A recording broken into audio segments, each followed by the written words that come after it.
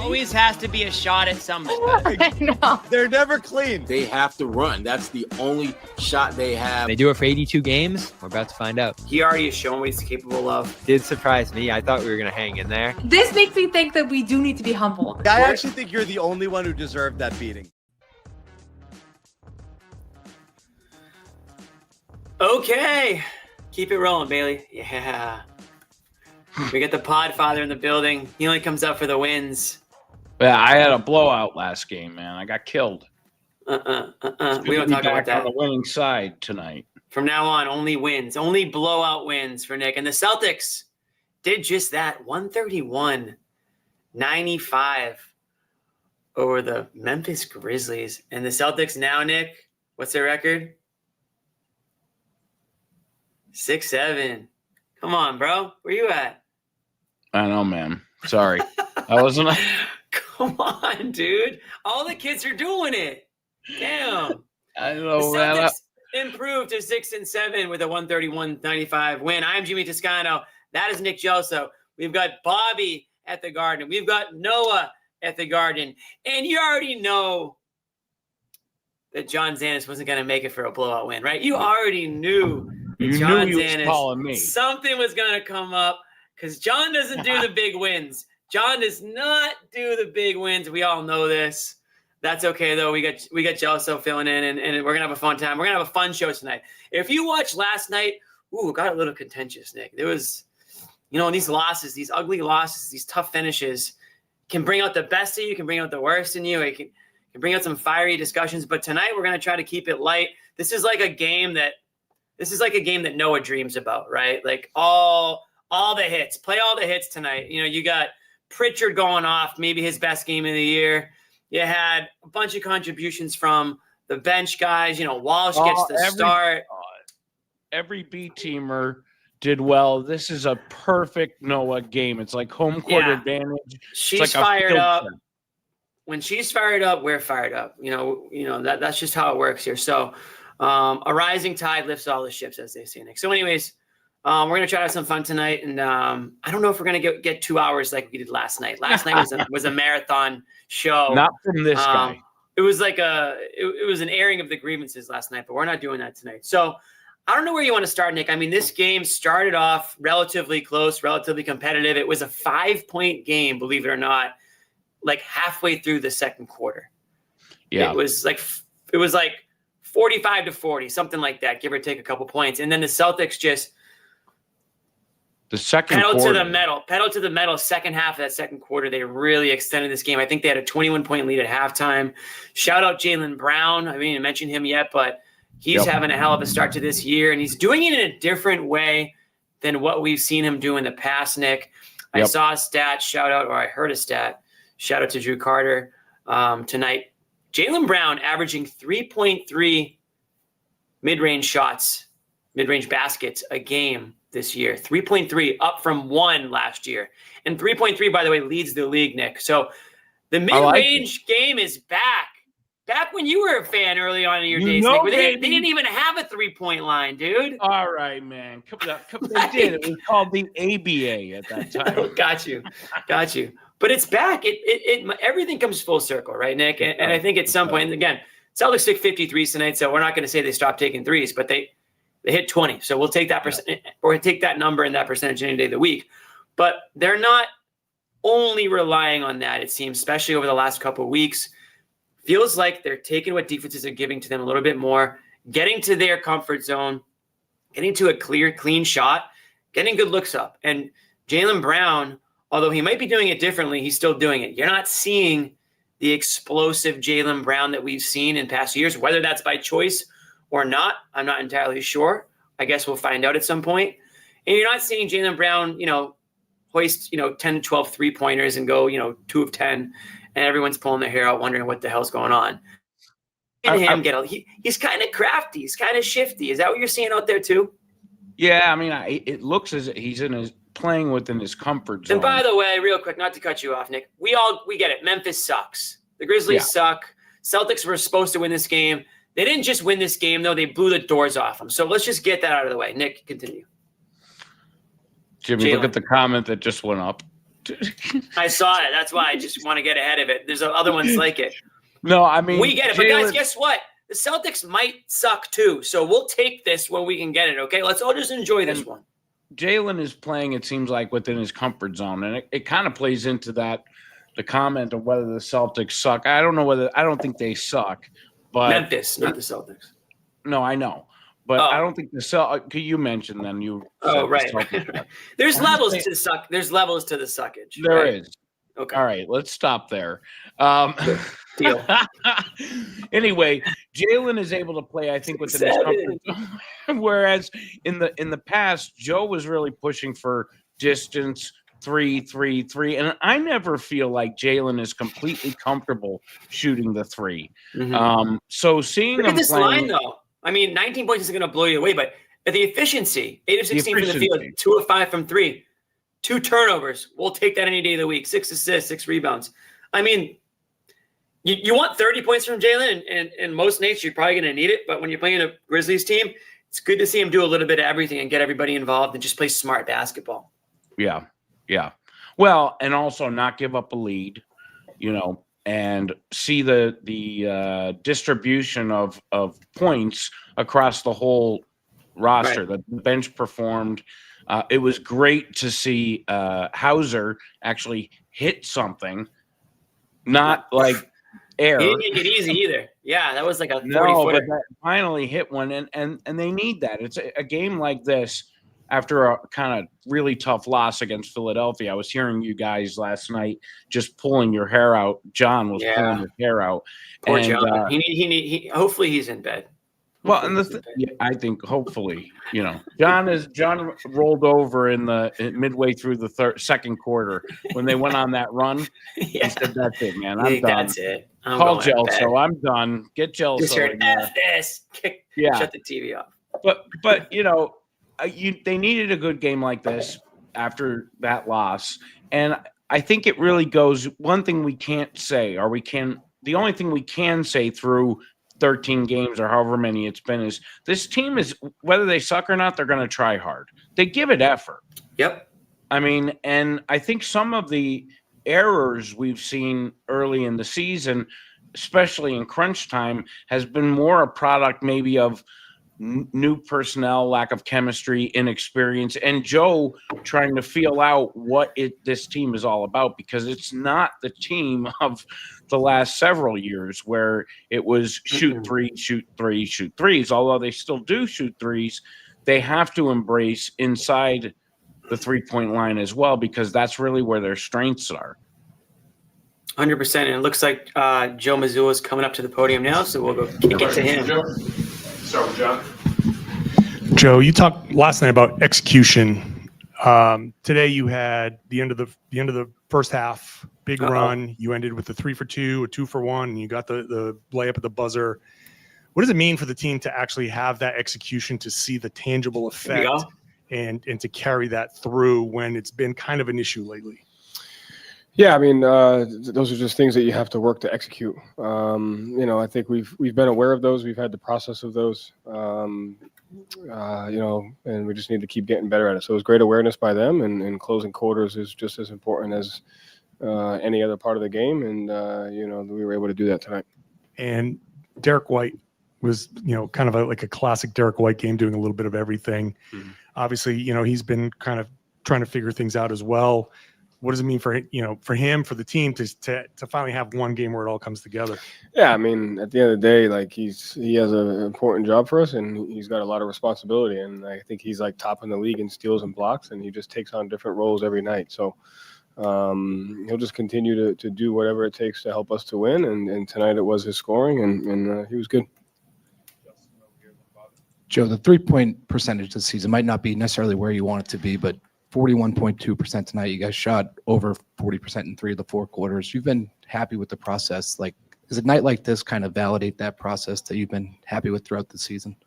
I mean, we made shots. I think that would validate the result, is the 41%. Even, I thought we've been getting really good looks and playing good offense, just not seeing the result. And so I think the process has been there. Tonight you kind of saw the result of that, but we got to keep that up every night, and you just got to be able to continue to execute to find good looks. You guys had a season high 34 assists tonight and only 10 turnovers. Overall, what did you like about the offensive execution? I mean, the only way you can get assists is if you make a basket. So, I think those, we were able to make some baskets. And like I said, I think we've been playing really good basketball, even when we haven't been getting the shooting percentages in that. And so tonight, our assists are up because we made some. So we just got to keep playing the right way, regardless of how it goes for us. And, the guys did that tonight. And then a 34-12 advantage in second chance points. Luca had a game-high 5 offensive rebounds. What have you seen just in terms of his effort and his ability to generate those second chance opportunities? Yeah, he's been good. And I think the last, 3 games he's played some inspired basketball. And, he has a special gift to be able to play just harder than everybody else on the floor. He's got to keep that up for us. And he has a way to get – I think he got one over, 2-3 people there. So he has the ability to kind of do that for us. And, he's been good. So he has to keep playing inspired basketball. What led to you go to Jordan in the starting 5, and what did you B-Rob. Yeah, I just thought it gave us the best chance to win tonight. We'll always do that. And I think he was good. He had 3 fouls on Jaren Jackson in the first half, but I thought his physicality was good. He made some big plays to start the game. I thought we got off to a good start with that offensive rebound, block shot, transition. Got to stop on the first possession. So, he's got to keep getting better and better. What allows him to guard Jackson, Paolo, as well as like a Tyrese Maxey, like the range of assignments he's gotten? Like, how is he fitting in that sense? Yeah, I mean, he's athletic, but he works at it. He's smart. I think part of guarding people at different positions is just knowing tendencies, knowing personnel. Him and his player development coach Tyler, they work on that a lot. And he just spends a lot of time in the film room and have an understanding of who he's going against. So it's a difficult job, but he's embracing it.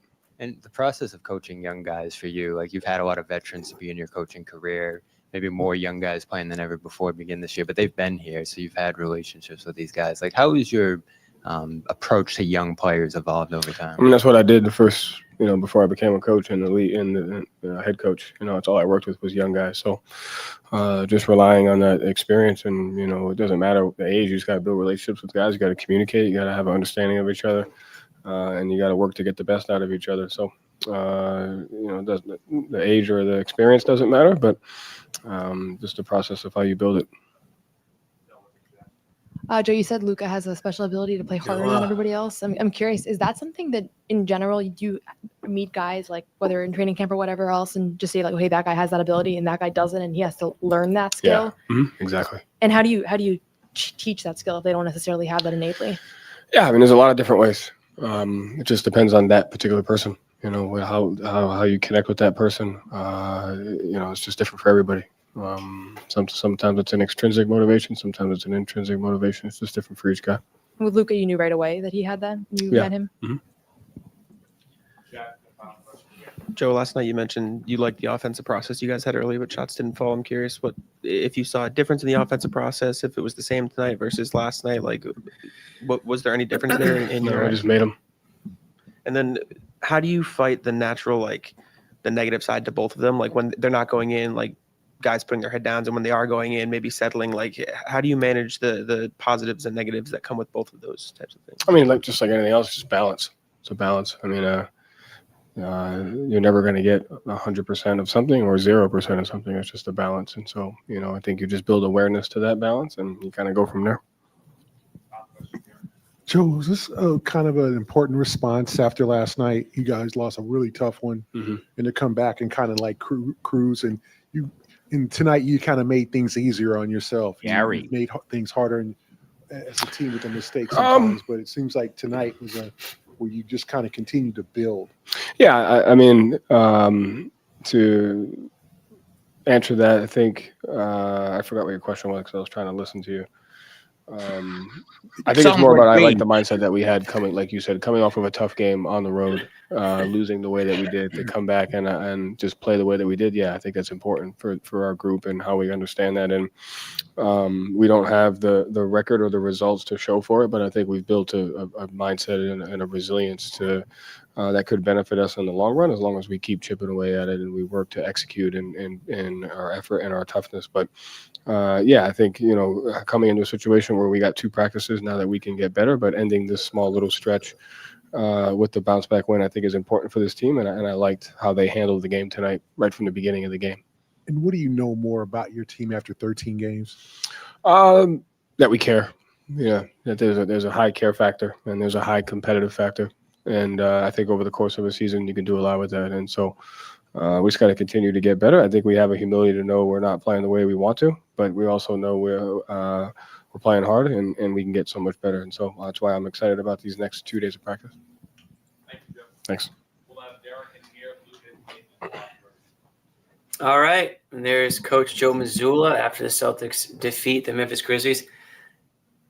Ended on something that I want to hit on right away, Nick, is that the difference with the Celtics team is that they care. And that might be the difference in when you look at the score, 131-95, you look at the Celtics team that clearly cares.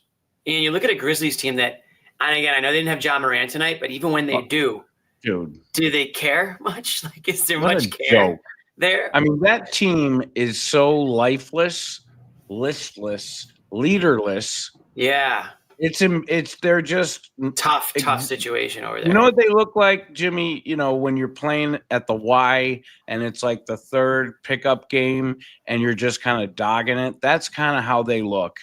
And Ja Morant, if you want me to rip it all tonight, don't get me started about Ja Morant. You know, I mean, we want to ask you this. We want to ask you a question, Nick, and Bailey's going to toss it up on the screen. This is for Nick.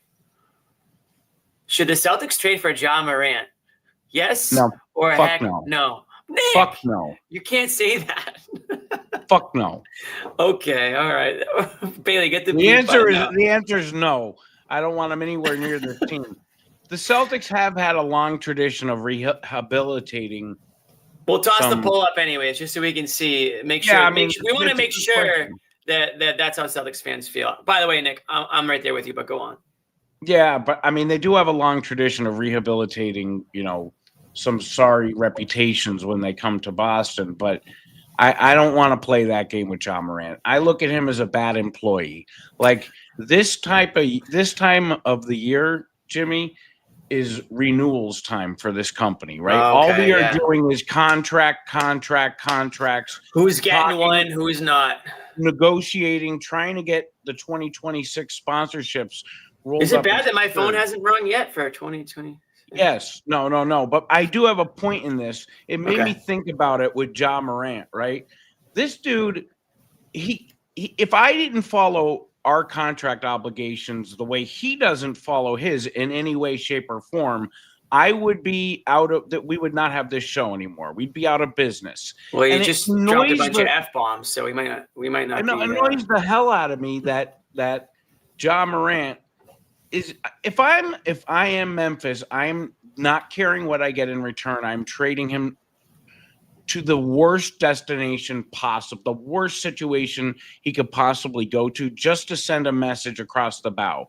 Like, you're not going to F with our front office, because what this guy has done since that standout year has been an abomination and a really, really, really bad look for the entire NBA. That's the rant. Keep him out of here, Ja Morant. Yeah, I think I feel similar. I just don't. To me, you call them a bad employee. I think that's a great way to put it. And it's really on Ja Morant to change the culture, to change like the perception, to create an environment of people who care and players who care and a front office and coaching staff that wants to win. Jimmy, he's getting paid $250 million, man. What do you think he's being paid for? Not just to sit his ass on the bench. I get criticized the coaching staff. I was with an injury tonight, but needless to say, it's been a disaster for quite a while, and it's too bad because the way things started out for him, it felt like Memphis was going to be really a team that nobody wanted to mess with for a while. Yes. Right? Bane is gone now. I mean, the team is changing very, very quickly, and it, not for the better either. And it's too bad because Ja Morant is, the head of the snake, and not in a good way. The comment right there says he's locker room cancer. Hard to argue against that. And I think, if you're a team that really has, again, if you're a team that has not much going for them, maybe why not? Take a risk. I don't know what it's going to cost Or you. if you want to put obviously assets with in the contracts and such, you're going to match money and all this stuff. But as far as assets go, it might be worth it to teams out there to take a risk on a guy if they're in a situation where they can. If you're on the cusp of a championship, or if you feel like you've got a great environment or team chemistry and you don't want to mess things up, I wouldn't go anywhere near that because it's just too much of a risk.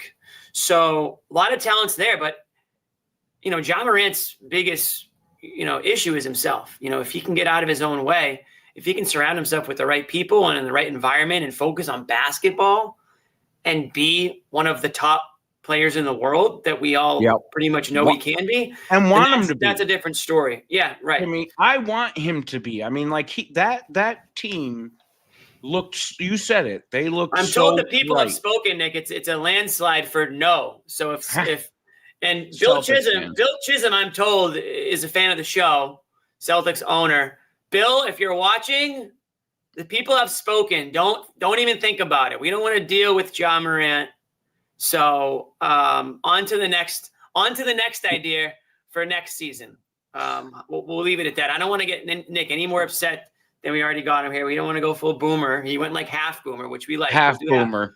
The employee half. thing did hit well because really that's what it is. Yeah. I'd like to hope that I'm not the Ja Morant of CLNS, Nick. Jimmy, you've been here 14 years or something. I don't think you can be. You're like the Robert Parrish of. Oh God, I'm the chief. No, the Paul Pierce of CLNS. Okay, deal. 14 seasons, baby. Just don't let me drive after a night out. Let's no poker parlors. No poker. Let's reel it back in for a minute here. Let's get back to the game.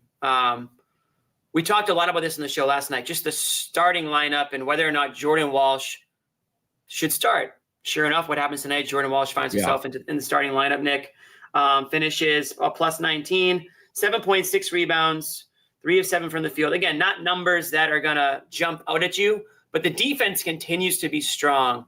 How many blocks did he have? He had a couple blocks and blocks that I can actually remember. Nice contested shots, right? One was right in the basket in the paint there. He had a couple nice ones yesterday too. So Jordan Walsh continues to do his thing, has earned himself, I would say, a spot in this starting lineup. And again, that doesn't mean that it's going to be his for the rest of the year. I don't think anyone thinks that. I don't think he thinks that. But Joe Mazzulla is going by what's working right now for him, right? Keep it together, Nick. And Jordan Walsh continues to play strong defense. There was a point in that fourth quarter, Nick. Pay attention. Jimmy, look at the comment. Jimmy's barely 21. He's been there for. Yeah, I'm. They got me at a very young Jimmy age. started when he was 7. Feels like it, honestly. It does. And Jimmy, if you look at those old videos, nobody wants to listen to the history of the CLNS right now, Nick. All right, we'll do a separate show on that. All right. Now I lost my train of thought. Jordan Walsh. There was a point in the fourth quarter where it wasn't just Walsh, but Walsh was making awesome defensive plays. Gonzalez was making awesome defensive plays. Minot was catching, lobs from Pritchard. Yeah. And, Pritchard was running the show. And I was like, this is like the most kind of sneaky fun I've had watching the Celtics all year in a way. Where you get contributions from all these players that you were just praying. Even Baylor Shireman tonight was doing some good things out there. Yep. Okay, so you really were getting contributions from all over, literally top to bottom. Ron Harper Jr. got on the score sheet tonight. Yeah. Nick. I'd love to get Ron Harper Jr. on the show someday and pick his brain on what it was like growing up with Ron Harper as your dad. Ron Harper. What's Michael Jordan like when you're 8 years old or whatever, right? So, or actually younger, way younger. Probably wasn't even younger. He wasn't even born. He wasn't even born. He wasn't born. Sad. Yeah, but he's probably heard stories. Anyways, contributions from all over. But I wanted to get your opinion on Jordan Walsh, not just tonight, but over the last week or two here, where he's really started to kind of create an identity for himself. And again, you look at the stat sheet, and it's not about the offense with Jordan Walsh, right? And he even passed up a couple shots tonight that maybe he would take, but. He's out there for one thing, and that's to get stops and to get the ball going back in transition, and he did that tonight. He obviously the defense is there, but he's been the most controlled, and that's relating to becoming impactful.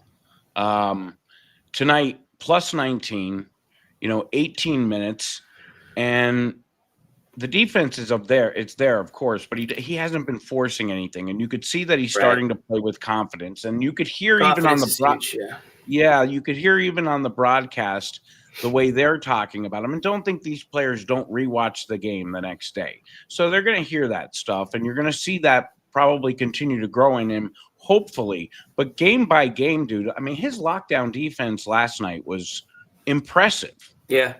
Impressive. And I mean, he took on Maxey. Everybody has been begging for it, right?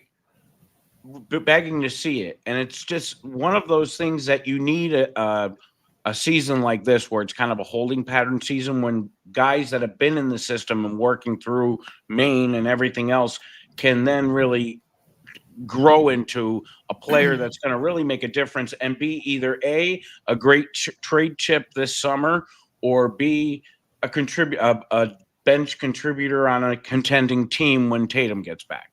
Yeah, I mean, and Walsh is only 21. Came into the league as a Tatum's only 19-year-old. 19.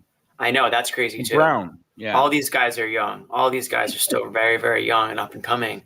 But Walsh specifically, though, drafted second rounder, not really much clout, not really much of a role, clearly, on a team like the Celtics at that time that had championship aspirations.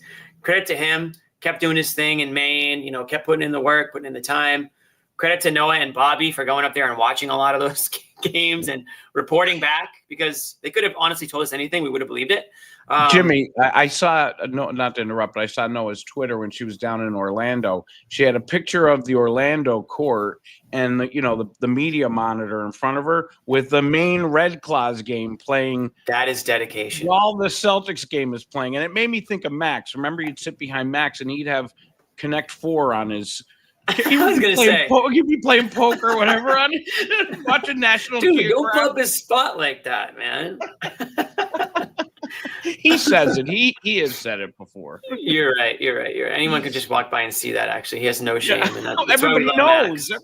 Everybody knows. So I love Max, but that is not Noah. Noah's got like 3 games going at once. She's probably watching the rerun of a game as a new game is going on. So that's why she's got WNBA Noah. On her watch.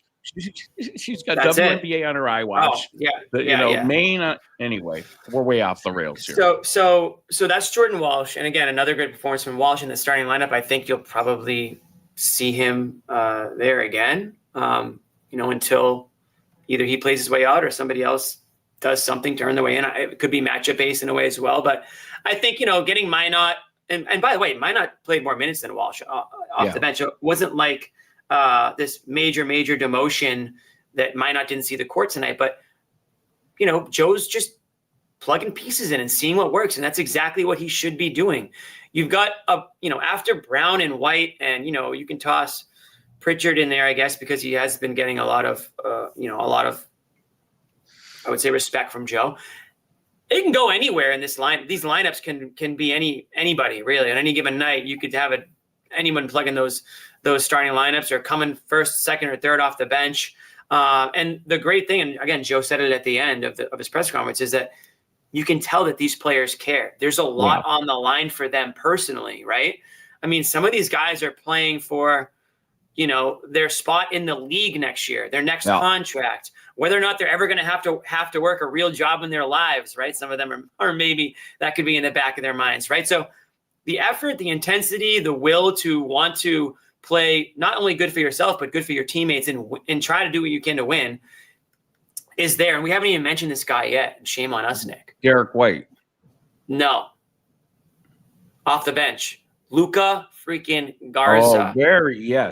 Coming in. Impactful tonight. Coming in. This is Bailey's guy from Minnesota as well. You got Minot and Garza from Minnesota, right? And Garza a little bit late to the game here, not literally to this game, but to the scene, if you will. Garza coming on.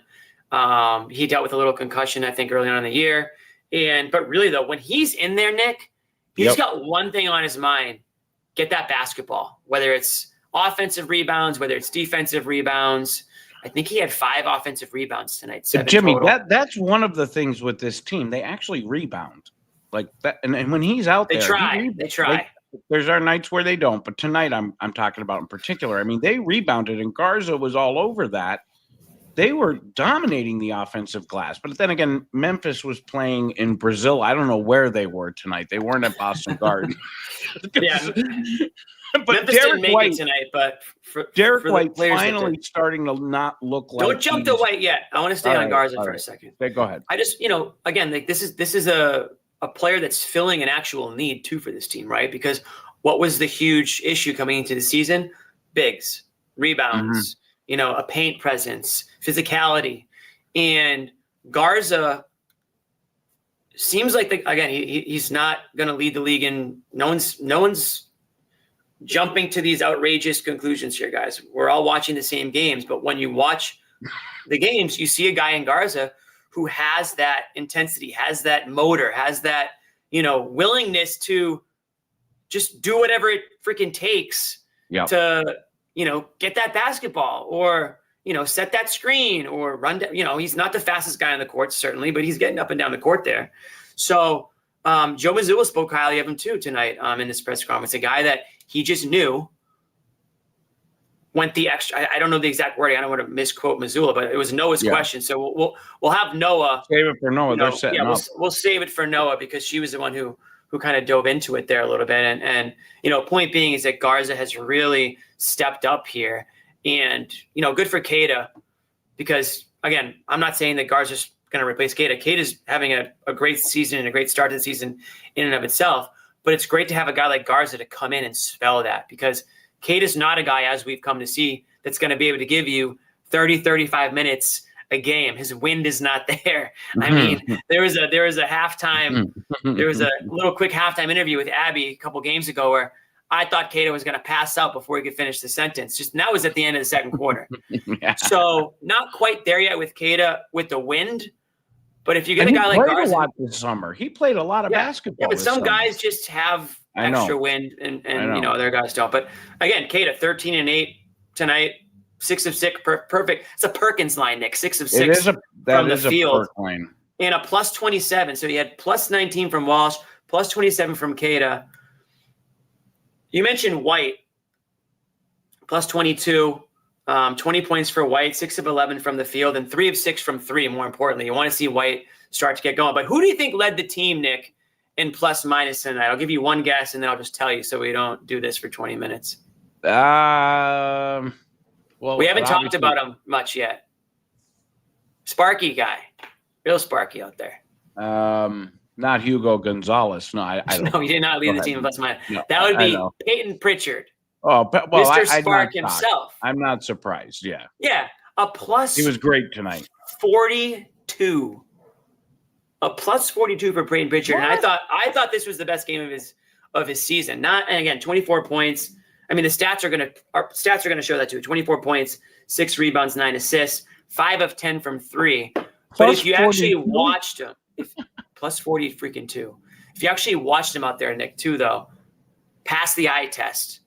This guy was all over the place, up and down the court. He had that great coast to coast to end the second quarter. Really gave the Celtics just a little bit of an extra boost going in a halftime there. But his court vision tonight was awesome.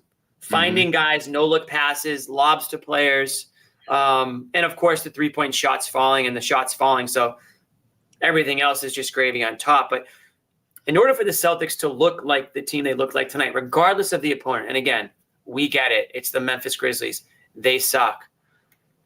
Pick another team. If the Celtics are still getting performances like this or close, and again, consider the opponent, but 5 of 10 from 3 from Pritchard, 50% as a team from 3. 40% from 3 for a team. Jaylen Brown, the way he's playing, scoring from all over the court, the mid-range game. Derrick White getting things going. Even Hauser hitting a 3 tonight. And then you're getting some real production from your center position, Keita, Garza. And then the kids, right? You've got Walsh, you've got Minot, you've got Gonzalez. You've got these guys that are all starting to sort of maybe gel together and kind of band together as a team. And I believe Joe when he says he's pumped for the next 2 days of practice, because the Celtics don't play until Sunday, by the way. And they've had I think they've played the most games of any team in the league. So there hasn't been a lot of practice time to work on things. But I'm sure that Joe Mazzulla and the coaching staff have a laundry list of things that they're going to want to work on. They're going to want to show the guys, whether it's in film or whatnot. And I'm expecting a more put together team, even from what we saw tonight moving forward. But Peyton Pritchard tonight, you got to be thrilled by that performance, because when we're talking about Pritchard this year, Nick, it hasn't been great. And last night on the chat, I know you had just about everybody saying Simons over Pritchard.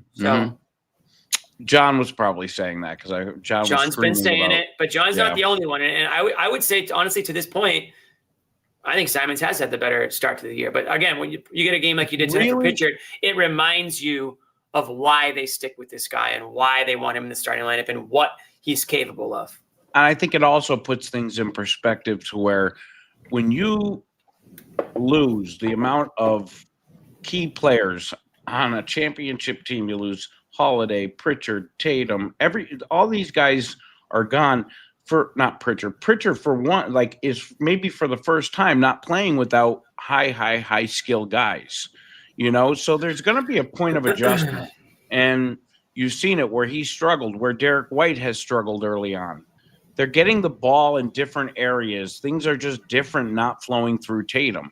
So I think it's going to take time. And I think the biggest takeaway from tonight for me is, and we've mentioned it a couple times, is that statement by Joe, because it correlates directly to him saying they care, because it correlates directly to a shit ass loss last night, with poor execution, to not coming in and hanging your head or pointing fingers, blame shifting. And that also goes to the leadership of Jaylen Brown, because he was terrible last night in the last possession of the game.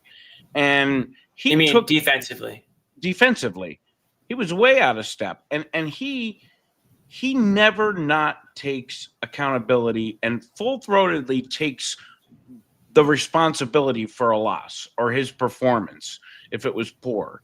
And I think that it also is to be admired, because he's the leader of this team right now. I mean, he is the leader. So he shows those attributes well. Yeah, and I mean, we credit Jaylen Brown. He stood up there last night and he admitted that he screwed that one up, and it is what it is. But with Pritchard, he's everything seemed to come together for you tonight. Just how does it feel to have a game where everything just sort of clicked for you? It felt good. Just going out there and just trying to be me. Try not to think too much about everything. Just kind of go out there, have fun, playing a game I love, and I think I did that tonight. The whole team, organization preaches the process over results. But you still need results every once in a while to kind of keep you sane. Where were you mentally, after like a little bit of a struggle, and how does this kind of help you along as you continue that process throughout the regular season? I was frustrated, obviously,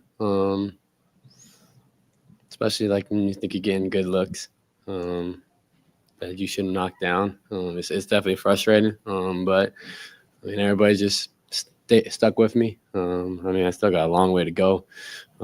Just 'cause I shot it well today doesn't mean anything. So, but just trying to trust the process, trust my form, continue to get those good looks, and sticking with it. So it's definitely frustrating, but it's all part of the journey, I guess. Derrick, kind of building off that, you guys as a team shot 41% from three. Is that something that kind of is easy to build off once you finally get one of those nights that you see the shots fall? Yeah, I think we've been getting a lot of good looks, especially shots that that we want to take. And so P went 5 for 10 tonight. And so it's nice to see, I feel like me and him both been back and forth, who's struggling more. And so it's good to see them knock down shots when you're getting the looks that we've been getting. So 11 games or 13 games. And so something that we got to continue to fight for those good looks and shoot them with confidence. I was just going to ask about that. Peyton was talking in the locker room about how he was really frustrated with his last few games, and he's kind of breaking through out of that right now. When you guys are both in shooting slumps, you've been teammates for a long time, like, are you guys having conversations of like, let's try this, or like watching your shots back being like, is it like a bonding thing, or is it almost worse that it's like compiling and there's multiple guys going through the same thing? I mean, sometimes it's tough because everybody's kind of like talking to you about it. Like everybody's like, keep trying, keep shooting, keep like, we believe in you. And you just hear that from every person. So you kind of sometimes want to just give them some space and let him process it his own way. I mean, everybody kind of has their own way of getting through slumps and getting through tough times. And I mean, P knows we got the ultimate amount of trust in him that this is just a little slump, and we keep getting those looks that he's been getting that will start turning for us. Derrick, sort of along those lines, you mentioned the frustration, obviously. Has there been anything or that you've done to sort of get out of that? Anybody in particular that's helped you? Like, what has been the process for you individually of sort of like trying to push through that? Has there been anything specific that you've done, or is it just a matter of doing it? I think I've tried almost everything. Just trying a little bit of everything, trying to break out of it. But like everybody around me has definitely been supportive. I mean, obviously, I'm with Matt a lot. He's been amazing. Just trying to keep my confidence going, and just pulling different clips and just keeping me going throughout it all. And so just having people in my support system that are texting me, talking to me, believing in me, and it all kind of helps me stay confident. Derrick, one thing about Peyton is that he's always consistent. Rain or shine, slump or not, he's always out there. How much does that help the team to have a guy that is always out there, always available? Yeah, he's the ultimate competitor. Always out there competing, doing whatever he can to help us win games. And so P's been an unbelievable teammate. It's been great getting to know him, and every night that you're going to get someone that's going to compete at the highest level. Derrick, in the last few years with the talent you've had, you've been able to win even when you're not at your best because you've had 5 or 6 guys who come through. The margin for error was larger. What's it like to adjust to this season where a missed block out, Drummond knocking the ball, whether he fouled you or not, Drummond knocking the ball from you, like the little things can mean victory or loss. What's it like to adjust when you have to be more precise? Yeah, it's obviously a little different, but we got a younger team, guys that are kind of learning on the fly, and so just kind of learning each and every game of what works for us, what doesn't work for us. I mean, we keep talking about the process, and I think for the past couple of years, we've had people that have been here and done that, and so those little mistakes, they kind of happen a little bit more often. And so just something that we're continuing to learn about, continue to grow from. Everybody's super bought in and super open to learning and growing and seeing what we need to do to win these games. And so we got a long way to go, and I think a lot of teams think they got a lot of room for growth. And so we're just like everybody else.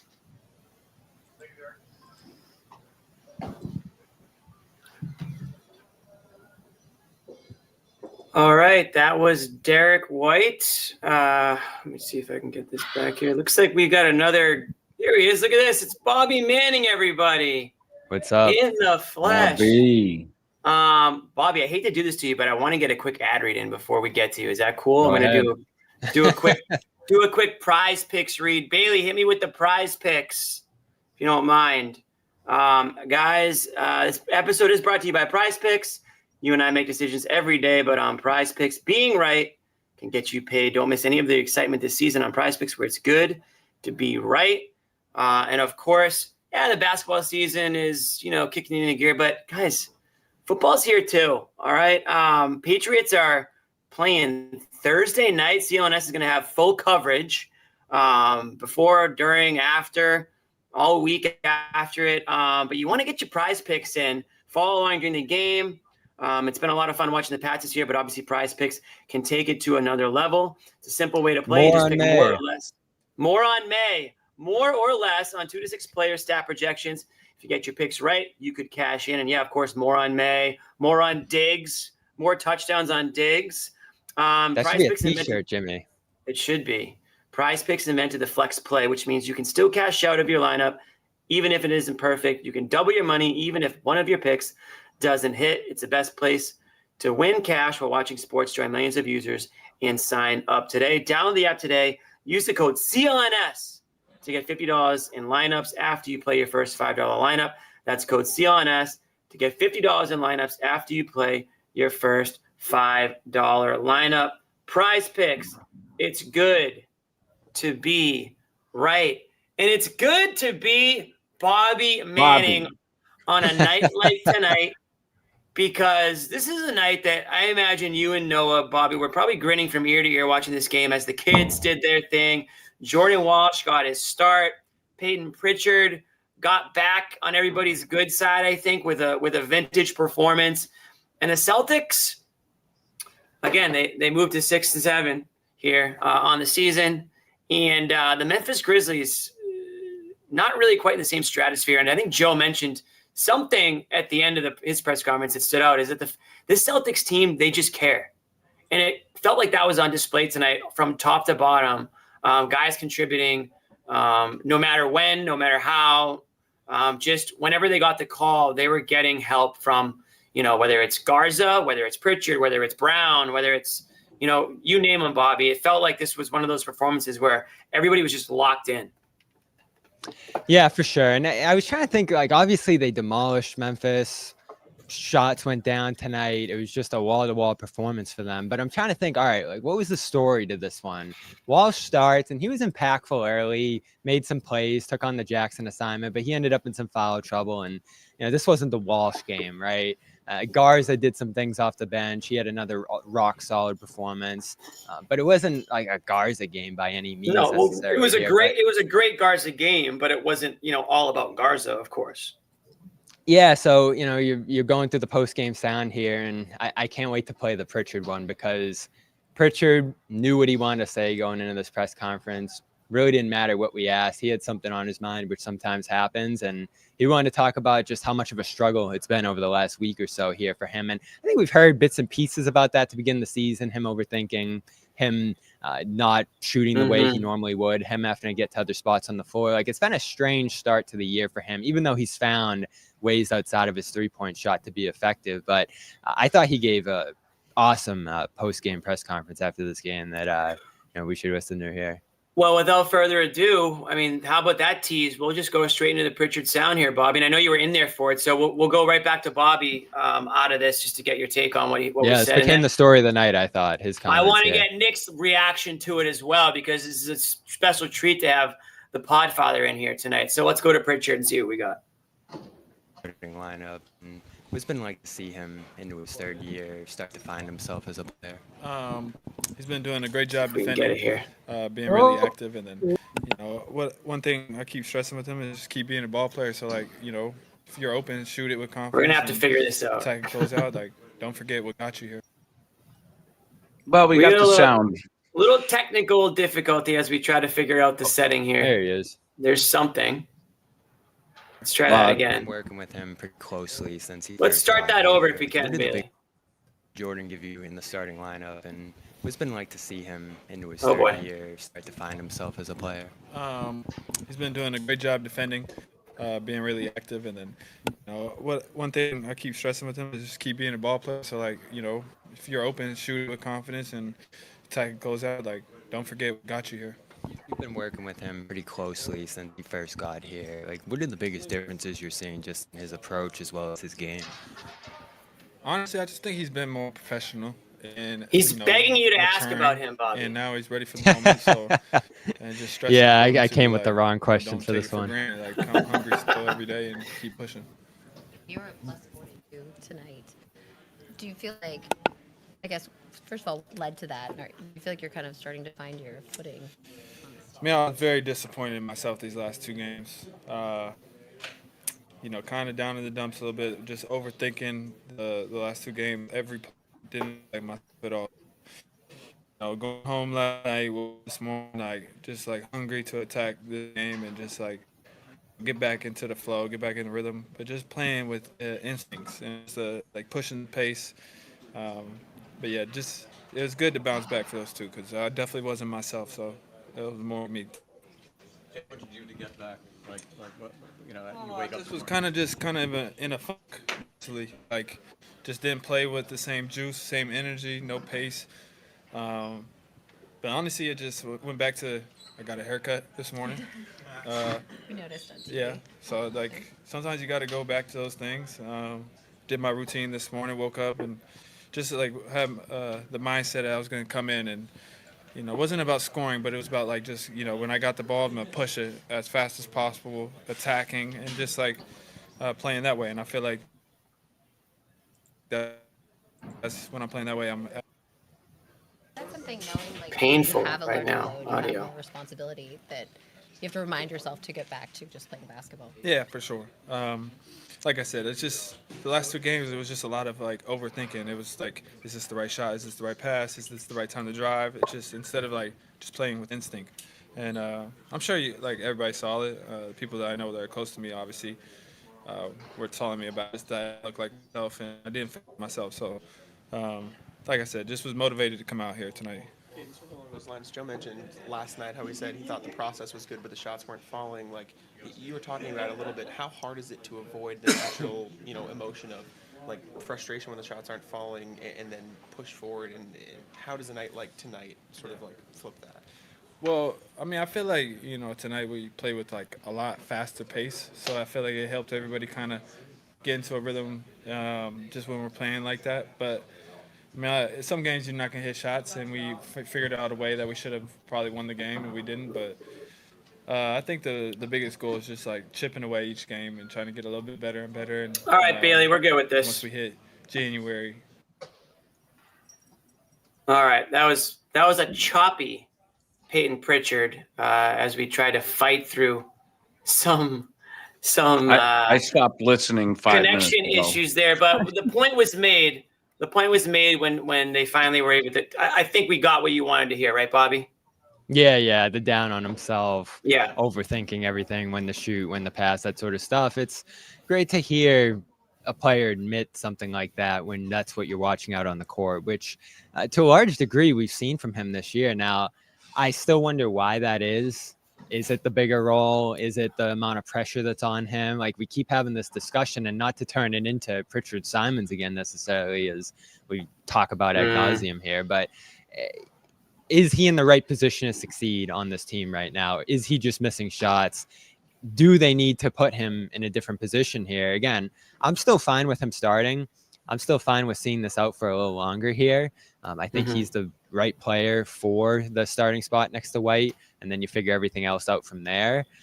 But we are seeing stuff from him, some inconsistencies, some highs and lows to begin this year that, as I've mentioned, I know John feels this way when he's been here, like, it shouldn't be a lock that Pritchard's starting games. It shouldn't be a lock that he's closing games necessarily here just because he's been here. Now, I think he's been slightly better on the whole than Simons this year, but it's not by miles and miles. Like, tonight's what you want to see from him: in control of the game, defending, active, able to push the pace. Some of that stuff's out of his control, but there are a lot of things he can control that, you know, he needs to start to hammer down more consistently to be, you know, the third option on this team. And that's a big role, right? Like, White has taken a big leap going from fourth or fifth to second.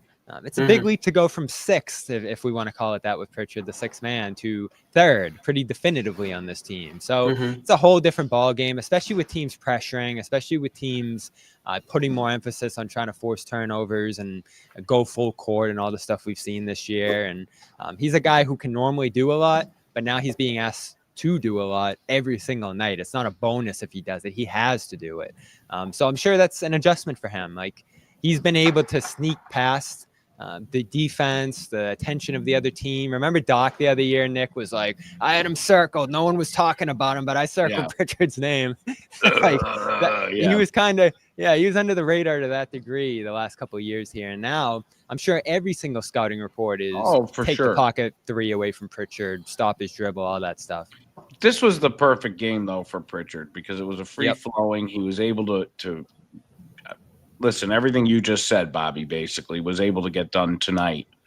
It was a perfect game for him against a team that really didn't show up. I mean, I still am trying to figure out what city Memphis is in right now. The Grizzlies are in right now because they were not in at TD Garden tonight. That was really that. You know, I wish the media squared off against that team. I think you guys maybe would have scored 6 points. Got him. No, I just watching that Pritchard press conference. It's I guess a little refreshing in a way to see a player, be honest with what he was kind of going through mentally and the second guessing and, questioning what he should be doing out there in the court and just not remembering, having to remember like, hey, I'm Peyton freaking Pritchard. I'm the defending sixth man of the year. I belong here, whether it's starting, whether it's coming off the bench. When I'm out there in the court, I can do things that nobody else can do. Like that's the mindset that he's got to get back to having. And we saw it tonight. And I'm glad that he went in with the mindset of he wanted to push the basketball because we saw that. How many times did he just get out in the break and just zip by guys? I mentioned it early on the show, Bobby, right before the halftime, his coast to coast drive kind of really, I think, just completely deflated Memphis, but also just sparked the Celtics heading into that, heading into halftime. I think it was a perfect example of where both teams were in that moment. You had the Celtics flying up and down the court, building this big, great lead and feeling confident about themselves. And then you had the Grizzlies who just couldn't wait to get in the locker room and allowed that, basket to kind of happen. And the second half was just, it picked up right where it left off. And I think Peyton Pritchard really stirred the drink tonight. And I think they got to have get that a little bit more out of him. And, credit to him for admitting that, he hasn't been that player to this point. And sometimes all it takes is a haircut. I think, Bobby, we've been in the barber chair before. Yeah. You walk out of there feeling like Or a new shaved. man. Yeah, we're shaved. Yes. We can all agree on that. Yep. Tonight was a big game for accomplishing a lot, though. You got White out of his slump, probably. Pritchard's looking more like Pritchard. And Walsh continues to play lockdown defense, and he's getting a little more confidence as he's growing into a role with this team. Joe played Simons a reasonable amount of minutes tonight, I think. But, there wasn't that 21 out off of the game. Simons was nothing tonight, which is I know, but he played right because he's constantly jerking with his minutes. It seems. Well, he ended up with 21 off the bench. I mean, I think there's a lot of people out there that think Simon should get closer to 30, right? So again, but when you have a game, what are you going to do? Take Pritchard out of the game? I mean, you're not going to do that on a night like tonight, but he set the tone. And, you could tell early on that Pritchard had it going tonight. Even his court vision alone, Bobby, I thought was on another level than it has been. Yeah, for sure. And I think if they've done one thing as a backcourt, White and Pritchard this year, they've managed the ball control perfectly. Like their assist to turnover ratio, both of them, has been out of this world. Never turning it over, racking up tons and tons of assists. I was looking at the ball time hierarchy on the team a game or two ago, and I was actually surprised to see that it's Pritchard, White, I forget what order, probably White, Pritchard, and then Jaylen. So, Jaylen has allowed those guys to set the table. Jaylen has allowed those guys to bring the ball up because there's a world where Jaylen could have been like, I'm dominating the ball this year. I'm doing everything. This is going to be my year. And he has deferred to those guys in that aspect. So, he's getting off the ball. He's allowing those guys to set him up, play close to the basket. I'm sure you love that, Nick, the fact that he's forced the issue from 2. Love the mid-range His 3 game. hasn't been there. Yeah, I love and the that. 3, how many threes did they shoot tonight, Jimmy? Because that's been steadily 50. trending down for a week. Okay, so they were back. But, I mean, This is the type of game they're going to heat threes. Right. I mean, you're up 30 going into There's some whatever it was. garbage time too. I'm sure the threes were flying there. But they were also but they hit 20 of them. So I mean, you'll take that, right? I mean, again, you're getting your guy. It's still their superpower. I mean, Ron Harper Jr. is hitting threes. So I mean, it's this isn't a game where you're. How many threes did he take? I don't know how many he took, but I saw him hit one. So that's enough for me. I mean, sometimes in the garbage time, guys like that come in and shoot like 7 threes in 3 minutes. Right. I mean, it's a good question. He actually ended up taking. He took 2 and he hit both. Oh, nice. So good to see him around. Shout out Ron Harper Jr. We love that. Shireman took 3 and hit 2. Garza took Nice. 3 and hit 2. Simons hit 2. So your bench came through tonight with 2, 4, 6, 8, 9, 10 threes. So half your threes came from the bench tonight. Which, Simon hit one of those in real minutes because right. I watch up until the garbage time begins, and then I get out of there. I start setting up for postgame. I can't watch garbage time. It's tough. But Garbage time was kind of fun tonight. I would recommend going back to watch the fourth quarter. I mean, I understand not I doing that, enjoyed it. but there was a point tonight, Bobby, where it just felt like the kids were just zipping around. You're like, okay, Gonzalez is doing something. Garza is doing something. Minot's doing something. Pritchard's involved. So it was kind of nice. And, you don't get a lot of those, right? So I don't know how many of those we're going to get this year. So it's something different, and opportunity to maybe see some guys in a situation where you might not see him as much. But is Noah ready to jump on? Because we'll let you sneak away for a second, Bobby, if you guys want to set up. Is she in the area or no? I think we're searching for her, I'd imagine. Oh, okay. I for some reason thought that, but I'll wait. I'm gonna do the ad read anyways. We'll do Omaha. Bailey, hit me with the Omaha. Omaha. All right. Everyday dinners and effortless entertaining to unforgettable gifts. Omaha Steaks delivers the world's best steak experience. And guys, the holidays are coming up. Thanksgiving's right around the corner. Nick, you going to Pennsylvania? I am, and I swear to God, I sent Omaha Steaks to Pennsylvania. Here's what happened. I got them for myself here in Boston, and they were this is God's honest, they were so damn good that I ordered a pork roast and a bunch of filet mignons to go home for the holidays. And when I'm there, I'll cook them at my mom's house. But damn, they did not disappoint. And with that site, everybody in the country is talking about beef prices being up through the roof. Yeah. Omaha's giving 50% off on select items, and you get the promo code with what is our discount? Bailey, run that again. I was loving some of those pictures. Yeah, so with the code Patriots at checkout, you're gonna get $35 off. Use the promo code Patriots, and that's on top of the 50% off site wide. So right now, they're offering an exclusive lineup of USDA certified tender steaks, and their fan favorite filet mignons have achieved the distinction of USDA certified very tender. 5 generations of uncompromising quality, backed by an unconditional 100% money back guarantee. Nick's going to be, the king of the Thanksgiving table. You know it with that spread. And so you know what, Nick, let me Jimmy, get this read done. Save big with Omaha Steaks. Visit omahasteaks.com for 50% off site-wide, extra 20% off select favorites during their early Black Friday sale. And for an extra $35 off, use promo code Patriots at checkout. Terms apply. See site for details. That's 50% off at omahasteaks.com. Promo code Patriots at checkout. Nick, what did you want to say? I forget now, Jimmy. It was something good about Omaha Steaks, I'm sure. Oh, no, I know what it was. It was real quick. You get all those discounts, right? So 50% off plus the 35. You send the gift home for the holidays. The family thinks he must have spent $150 on this. Right, and really, I spent like 75, if that. Way to get in the family's good graces before, a couple too many drinks at the, Before Santa comes, I need the gifts. There you go. I don't want to get cold this year, man. I don't want to get cold. So speaking of gifts, Bobby's still here with us, so we want to maximize his time. Who else stood out to you in this one, Bobby? I mean, we talked Pritchard obviously for a bit here, and I know we're going to talk Pritchard when Noah comes on. Is there, we mentioned Brown at the top.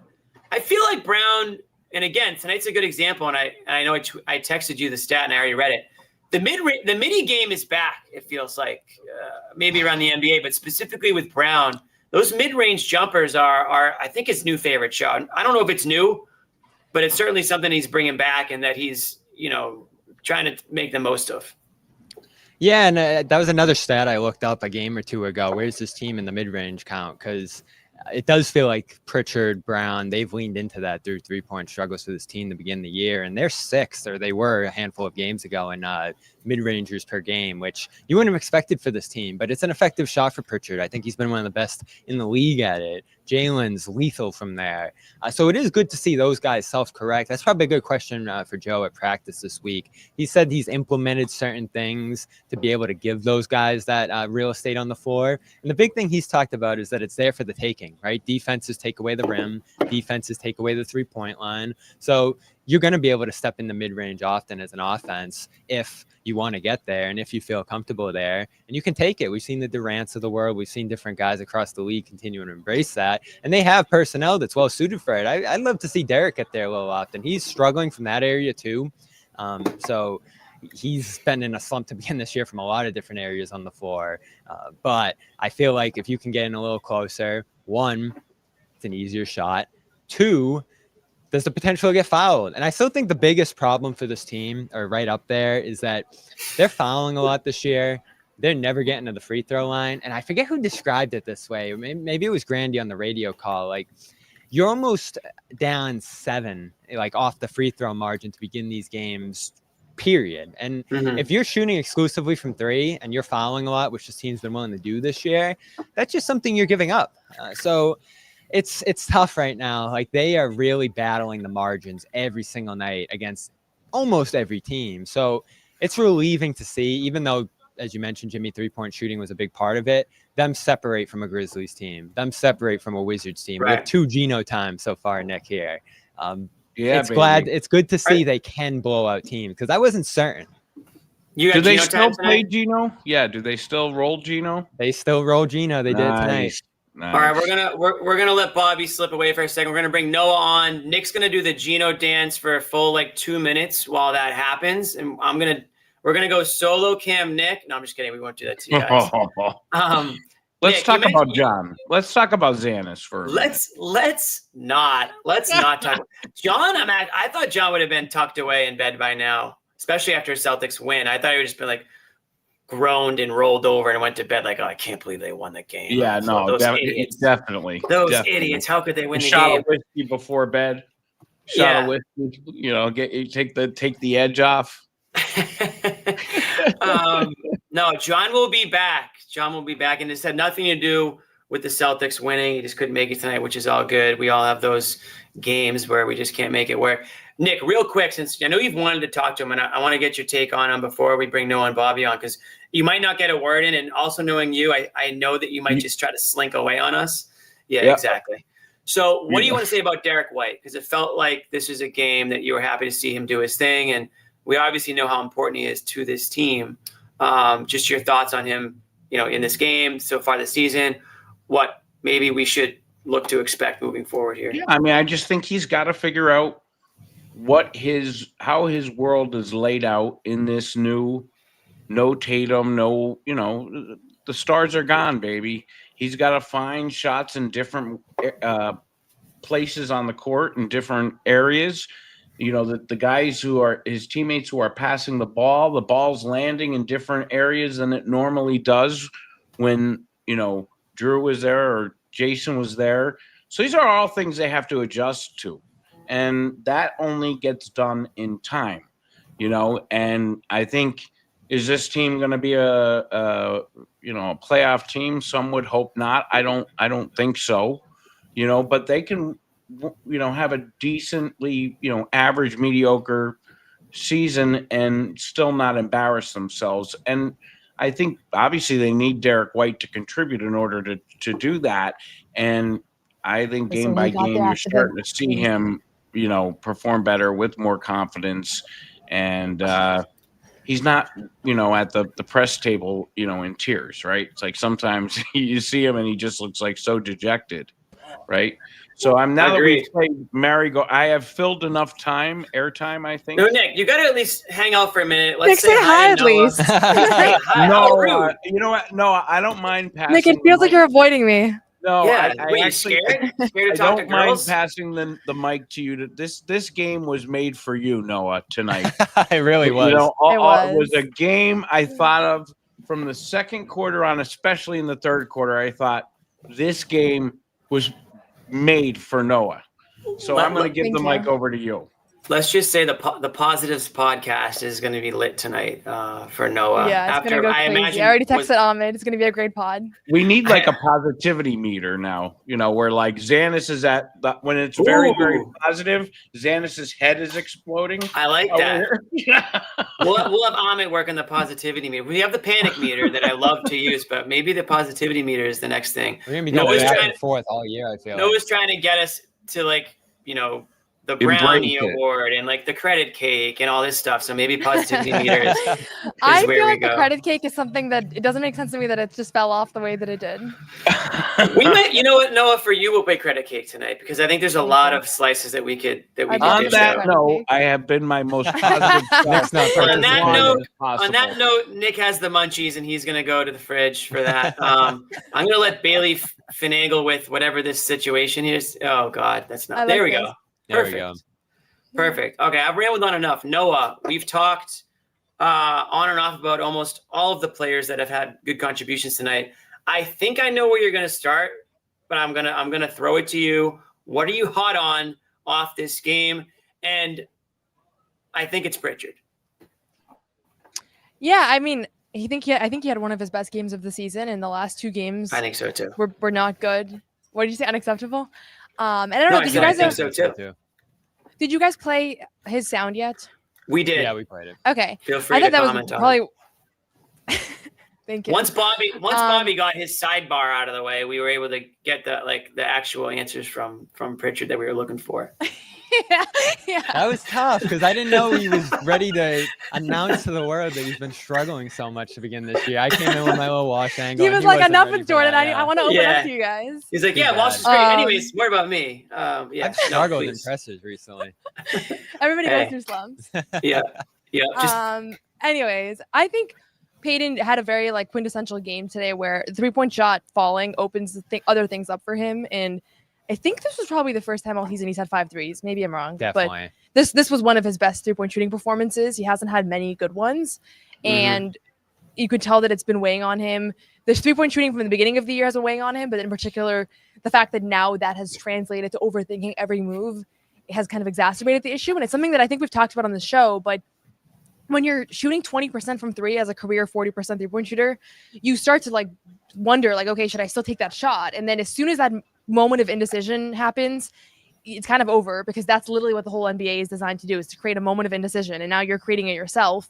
And I think both him and Derrick are in that spot where Derrick, I don't think, has hesitated as much. Payton, you can see hesitating, but Derrick seems more down. So they both have their things going on. But I thought they were both really reflective today. And it doesn't mean that they're going to be fixed and now everything's going to be perfect. But tonight, to me, felt like the closest thing we've had to a turning point in both of their struggles of any other moment that we've had this season. And I do feel like it was foreshadowed for Derrick in the previous game, where Derrick had that pep in his step a little bit that he hasn't really had for much of the season. That laughing on the bench, that high-fiving coaches, just looked like he was having a really good His time. second half was great. Tonight, Derrick White looked like he had. Do we have the high five? I was watching.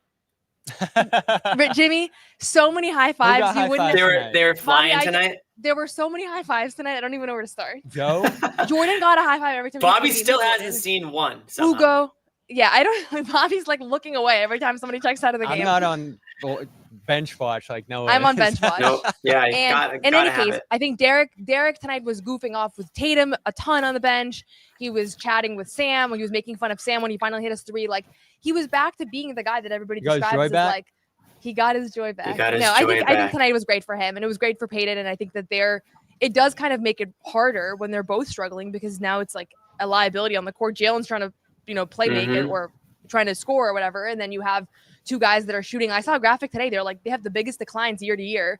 Both of those guys are in the bottom 5 in the league right now. So this feels it wasn't the best defense. It wasn't the best team, but that doesn't really matter because this was about them getting in a good groove. And I think both of those guys made tremendous headway in that sense tonight.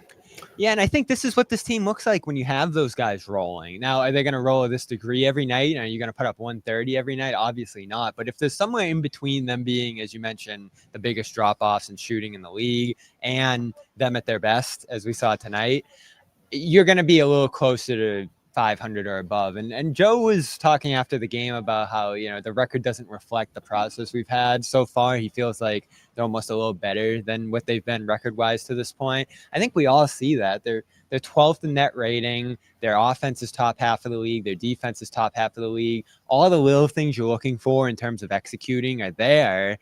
They're just not shooting well. And not only that, their opponents have been shooting out of this world. Like that Justin Edwards thing yesterday, that's been happening. The guy averages 4 points a game. And that's been Like, happening to crazy. them again and again. That's And listen, outrageous. That was insane. that's one of the risks you take playing the style that they have is aggressive and, you know, running off ball and leaving those guys open. Like that's going to happen. But you do expect their opponents to start to shoot a little worse. You do expect them to start to shoot a little better and meet somewhere in the middle. And is that 500? Maybe. It feels like the back and forth nature of this team right now is that of a 500 team. But you have to believe the shooting's better than it's been so far. Yeah. I mean, again, I don't know how this team's going to fare. Like, I feel kind of the same I felt going into the season. Like, I don't necessarily even feel worse, even though the record is not on pace to where I thought they were going to be. But without a doubt, regardless of what happens, Peyton Pritchard and Derrick White are not going to be shooting 25% from 3 on the year. Like, that's just not going to happen. It doesn't make any sense. A 12-game stretch, a 10-game stretch, that happens all the time to shooters.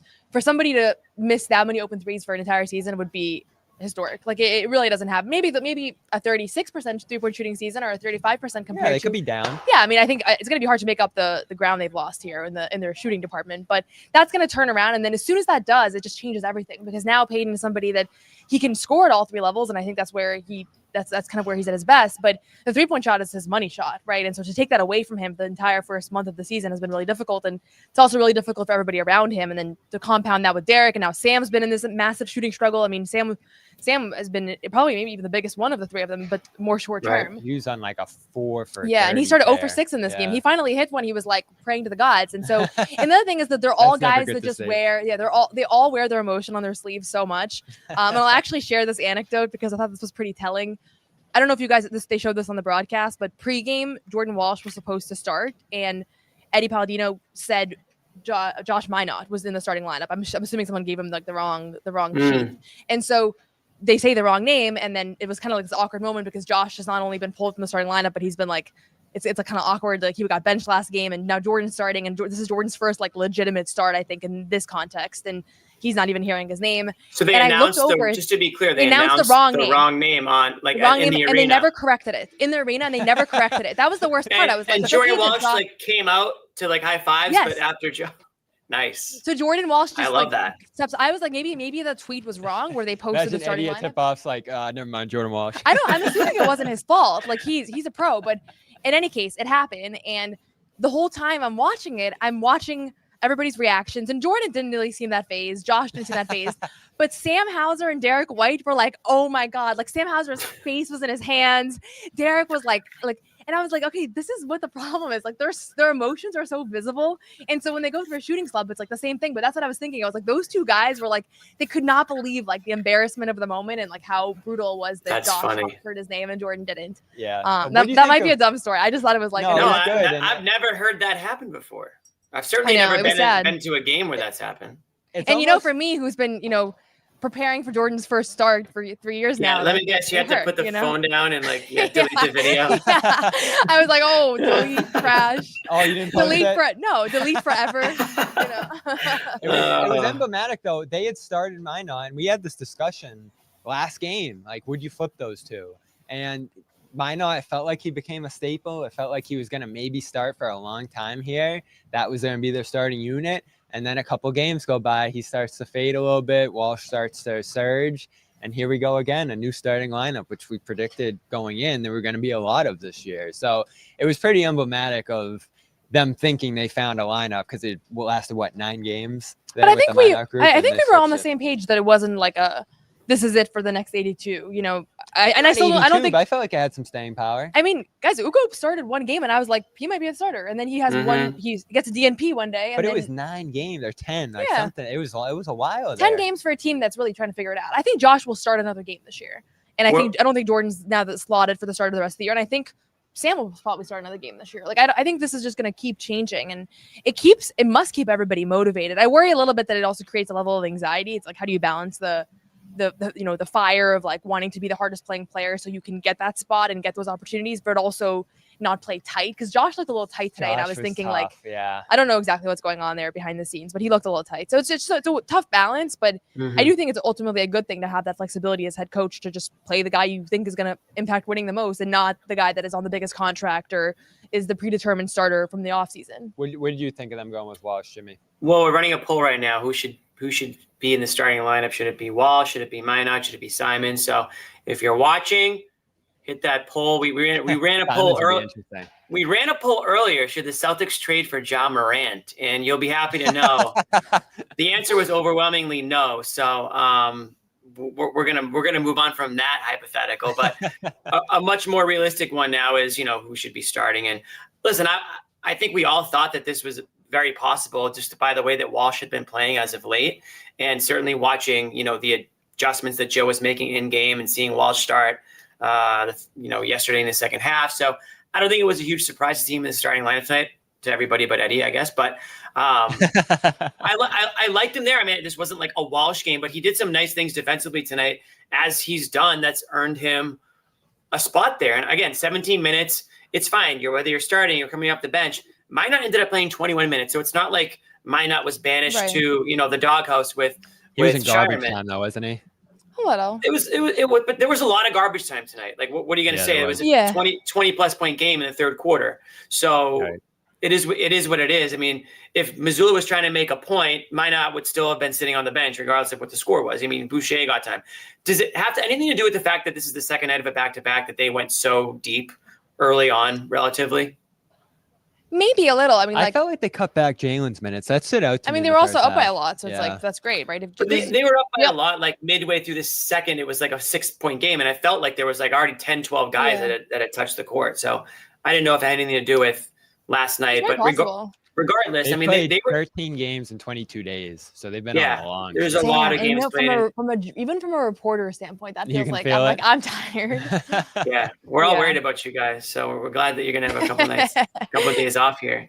Mazzulla mentioned that he can't wait to get to practice the next couple of days. So, I mean, that's something else. These guys haven't really had much time at all to practice or to go over, what's been going right, what's been going wrong. So they're going to take some time here. They don't play until Sunday, right? Yeah. So they've got in the afternoon. A really big layoff here, and considering it's the middle of the season, the way things have gone so far.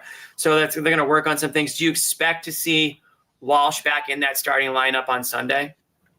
It might come down to the practice performance these next couple games, as well as the Clippers matchups there. I don't think Walsh did enough tonight or over the last week to say it's his, this worked, full speed ahead. And I don't think that exists. Sure we'll ever I don't think the full speed ahead. Yeah, I don't think that's gonna. No, but Minot went on an extended run there. Not to say it was half the season, but like he held it down for a while and it was working. And I still I like that they tried it tonight. I liked what Walsh has been doing recently. But I did worry that it was just going to throw Minot to the side a little bit and you wouldn't get anything out of him and he'd just be lost with the bench. And that's kind of what happened here in this one. So not to say that I want to see them go back to Minot right away. They won this game. The rotations worked. There's an argument that you should just roll with it until it stops working. But I worry about what this is going to do for Minot, who doesn't have he's as an adult. cemented of a role. What do you mean? Like, Well, that's what are you kind worried of the about? thing. I think so. Here's the part of our job that gets a little difficult, I think. So we don't know like how his psyche works with Joe, and whether Joe relegating him to an 8 minute, was it 8 minutes last game? And then, moving him out of the starting lineup, like, is that the worst thing that could happen to his career, or is that the best thing that could happen to his career? We really don't know. All we know is that react great tonight. That's my he point. looked tight at the beginning. I do think that he started feeling more comfortable. He had a couple of good plays that seemed like to get him going a little bit. Fourth quarter, he was running up and down with Pritchard. Yeah. When it's all said and done, I think like in a few months we'll have a better sense of, okay, that stretch in the fall where it was clear Joe wasn't thrilled with Minot and Minot got moved from the starting lineup. Was that what he needed to avoid feeling complacent, or was it like Joe was a little too hard on him and he actually dulled his light a little? Like it would be unfair to like have a take on that, I think. My point is we've seen Walsh thrive with the bench, and in that role it looks like he can do 2 days though. Yeah, for 3-4 game stretch here. And Minot we haven't seen do well in that role, and you can give it some more time here. You can start to see how those two things develop. But I like the Ugo Walsh thing off the bench. I like the Minot Keita thing, which was so effective, especially at solving the boards. But Walsh It was is getting Walsh and stale. Kata. Walsh and Kata have the best plus minus rating in the They NBA. do, and there's so- an interchangeability in a lot of would've the guessed stuff that. that Minot and Walsh do. You what'd you say? I would have guessed that. You would have? No. Have I brought it up already?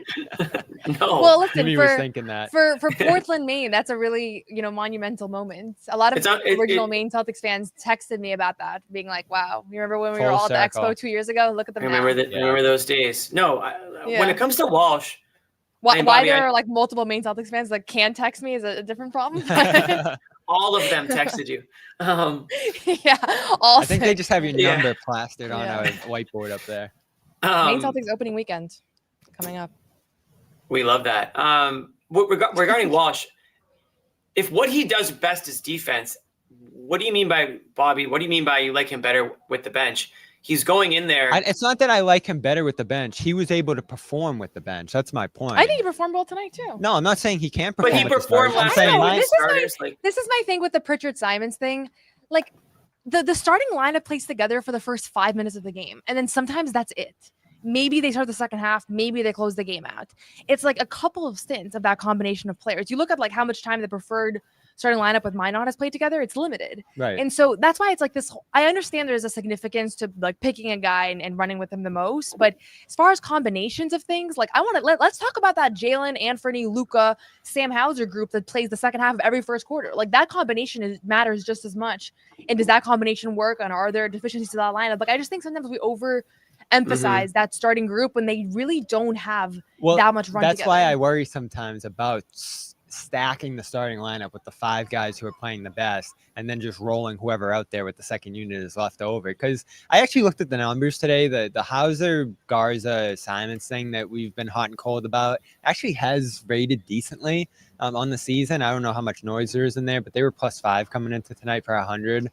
So they've gotten better play out of the bench recently, but I do feel like for the role guys with the bench that are out there and trying to fit in where they can, they get a little lost sometimes when they're not playing with the Browns, the Tatums, the Whites of the world. And yes, you can stagger and try to get those guys playing with them. That's what they did with Simons in the second half last game. But there was a stretch in the first half where Pritchard, White, and Brown were all off the floor, and it was just Simons jacking shots, and everybody else was just trying to figure out what to do. So I'm not placing too much of an importance on who's starting and who's on the bench. It's just for a guy like Minot, I feel like they got the best out of him by playing him with the best players. And now that he's with the second unit and maybe guys who can't set him up as well, there might be some drop off for him. And it had nothing to do with how Walsh has played. I think he's played well in both positions so far. I'm just so impressed.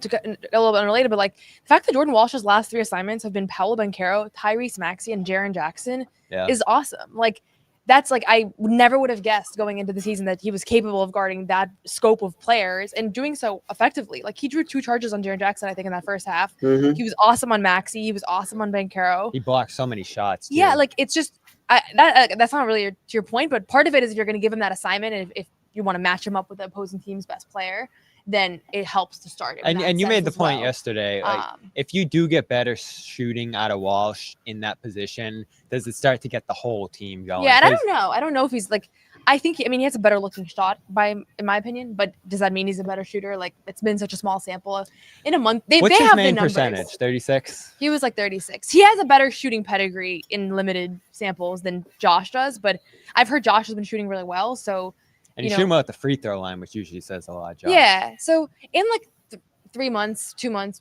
even less than that, probably we'll get a sense of like, okay, like how do these guys stack up as shooters? Ugo has been shooting really well, but he's taken like 12 shots. Like I don't know how these guys actually stack up, and obviously that matters quite a bit over an entire season and over an entire career when it comes to like who's going to be successful here. But the nice thing is they have options, and they have 3 guys that do this really well. They defend really well. They deflect a lot of passes. They get steals. They get blocks. Like, they just have good instincts, and they play really hard. And so better to have that than one. I thought Ugo looked a step slow behind tonight. I think it was probably his ankle that he sprained literally like 24 hours ago. But even still, like that's a guy that has shown that he can guard the opposing team's best player multiple times already this season. He was the one that was getting the Cade Cunningham, Jalen Brunson assignments like 2 weeks ago. So they have a luxury of options, and that's really cool. I was trying to figure it, Jimmy. I was in the locker room pregame trying to remember Tobio Rodia. One's ankle, one's knee. And I keep mixing them up. I can't figure it out. And he set me straight there. But he said he was feeling fine coming off yesterday. Well, what's the answer? I forget again. I can't keep When it did, straight. when did you do this? I was in the locker room the Write entire this 30-minute down. period. I did not see you go talk to him in Spanish. I When did. was I was this? trying I to must have figure- blacked it out. Do you Well, know? Tibia No, I You don't. claim your is Spanish is better than mine. tibia is like a leg. So maybe My Spanish is better than tibia. yours. Per Ugo. Sources are Ugo. That says Wow. my Spanish is better than Bobby's. That is true. We have You an- did look we a have- step slow though. Yeah.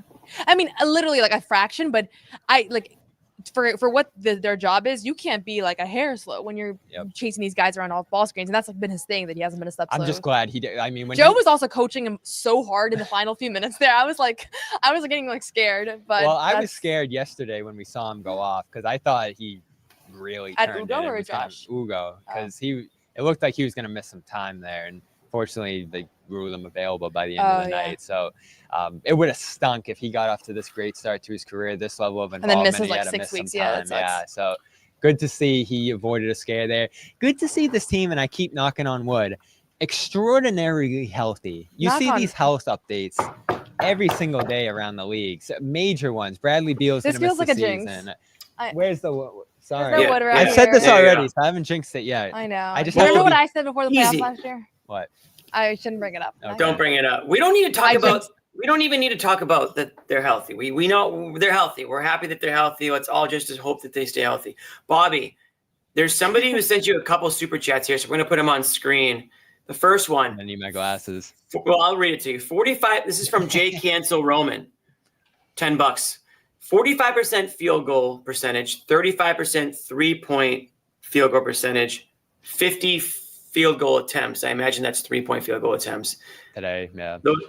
Those are the numbers that he posted. Then he said, Bobby, did you see the super chat? This is the fourth time I've posted after we win. So it sounds to me like he's saying when the Celtics shoot over 45% from the field, over 35% from three with 50 attempts, they win the game. This is the fourth time, which I guess makes sense. I don't It sounds know. like they hit a lot of shots. Yeah. So Yeah, I mean, it makes sense. All that to say, they've- they shot well tonight.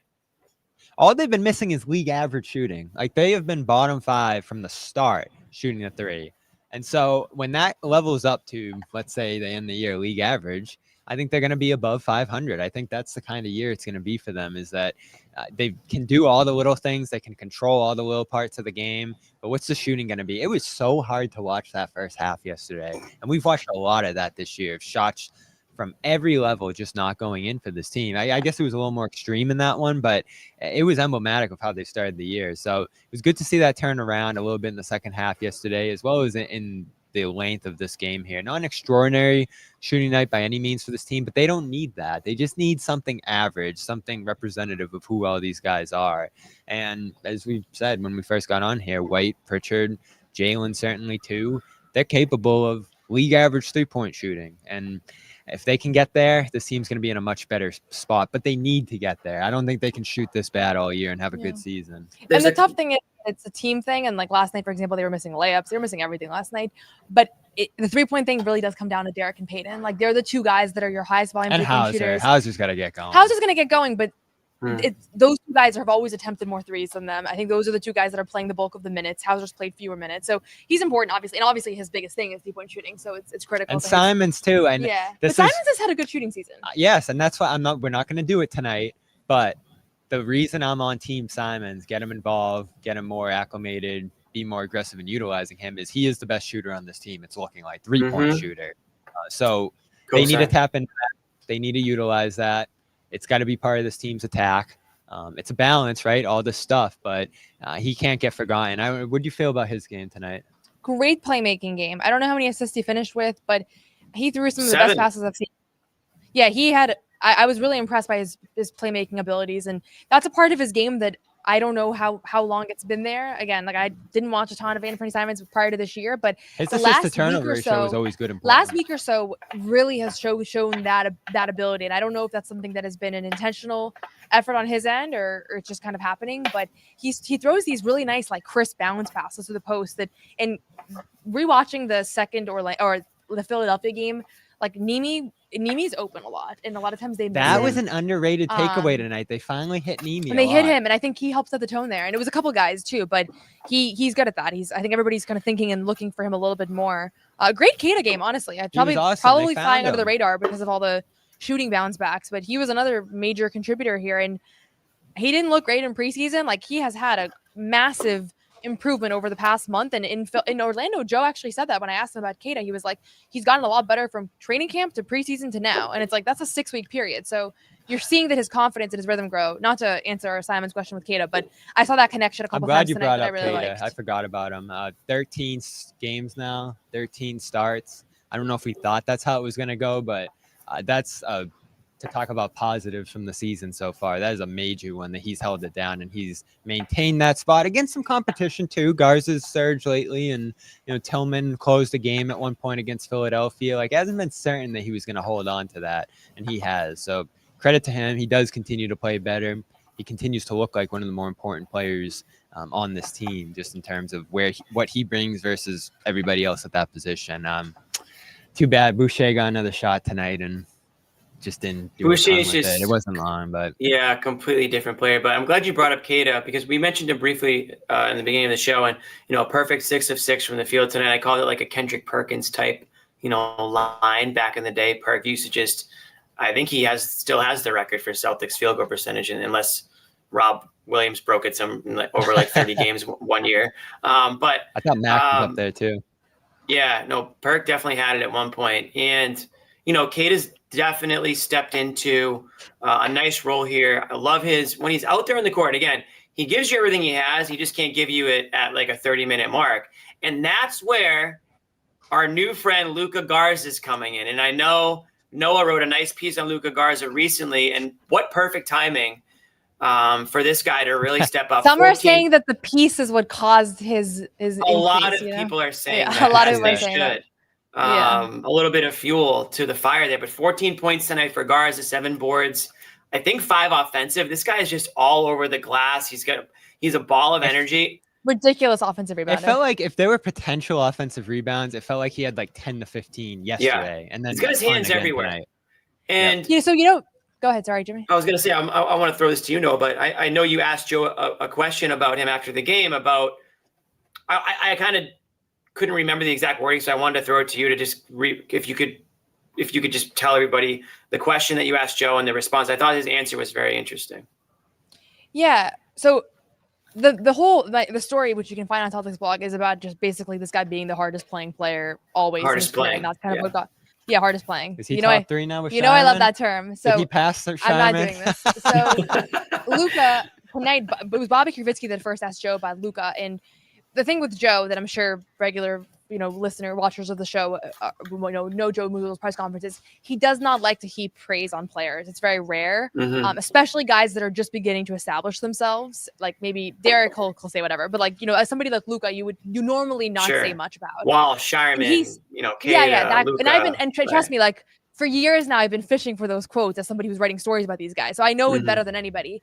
But with Luca tonight, he said to Bobby, like pretty much unprompted, Bobby K, that he is, has this special gift for playing harder than everybody else on the court. And that's exactly what his dad had been kind of explaining to me when I wrote this feature about him earlier in the week, which obviously is one thing for your dad to believe that about you, but it's always interesting for Joe, who doesn't really like saying things like that, to say that.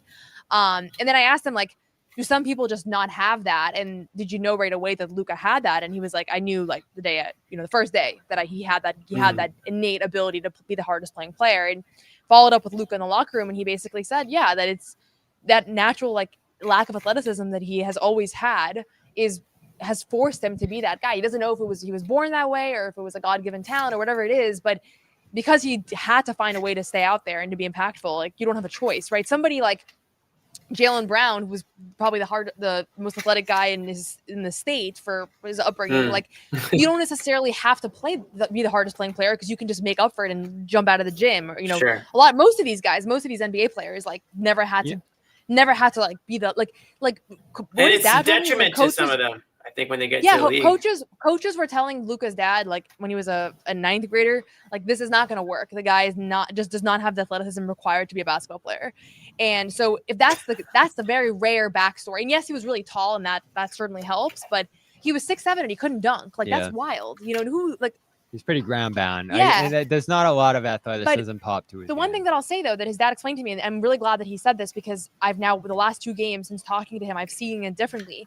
Defensive rebounding, you have to have a level of like there is some athleticism required there, and so you see certain players like Pritchard. Pritchard is not like known for his defensive rebounding. He's actually as solid as it gets because he's so fundamental, but he's never going to be the best defensive rebounder because of his size.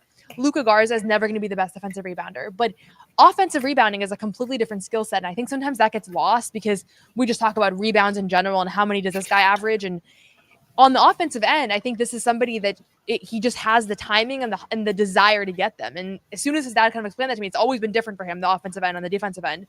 Now I'm watching him play and I'm realizing like he has a massive advantage on the offensive end because I feel that. Yeah. And then on the defensive end, it's like he's trying, but a lot of people are trying, so it's a little bit different in that sense. It is interesting. Yeah, very interesting. Yeah. I've always felt that. I can't tell that's sarcasm. Is that too No, niche? I'm Is that, serious. like- No. Like, That's am I the only interesting. person that finds that interesting? No, I feel that playing the Okay. game myself. No, we're all Like, I've always Celtics struggled with nerds. the We defensive boards. want to hear these things, so we Are appreciate you any better insight offensive rebounder? like that. I mean, that's like the strength of my game. And defensive rebounding, I've always People just are calling you Luca Garza. Bobby grabs I a lot thought of his Josh own Fine now, rebounds. but- We'll leave it at that. There's some of that with him too. I'll throw this out there. Maybe it's not a perfect comparison, but his demeanor, the way he approaches the game, the way he gets into those right positions, even adding the 3-point layer to his game at this point in his career, I do see some tiny Horford light comparison to him. Like, We have been dying for a Horford comp for There so it long is. now. Like every time a But does he nice, have like Horford's a solid eyes? big. he's got his eyebrows, Does he? great eyebrows. Okay, but no, great not the eyebrows. eyes. We'll take it. Yeah. And again, I'm I not. see a little bit. I'm I not know- comparing their games, but 2 guys who are playing center at 6'8", 6'9", 2 guys who did add the 3 a little later into their careers, 2 guys who play, fundamentally and use their bodies well. Defensively is where the comparison probably falls apart because Garza does struggle a little bit on that end, and Horford's like all-time defender, but his demeanor, like every time we talk to him, it's like he's saying all the right things, stand up professional. You can tell he just puts hours. He's a and little hours. less serious than Al. Yeah, Al is super had like serious. 4 quotes that he repeated the entire season.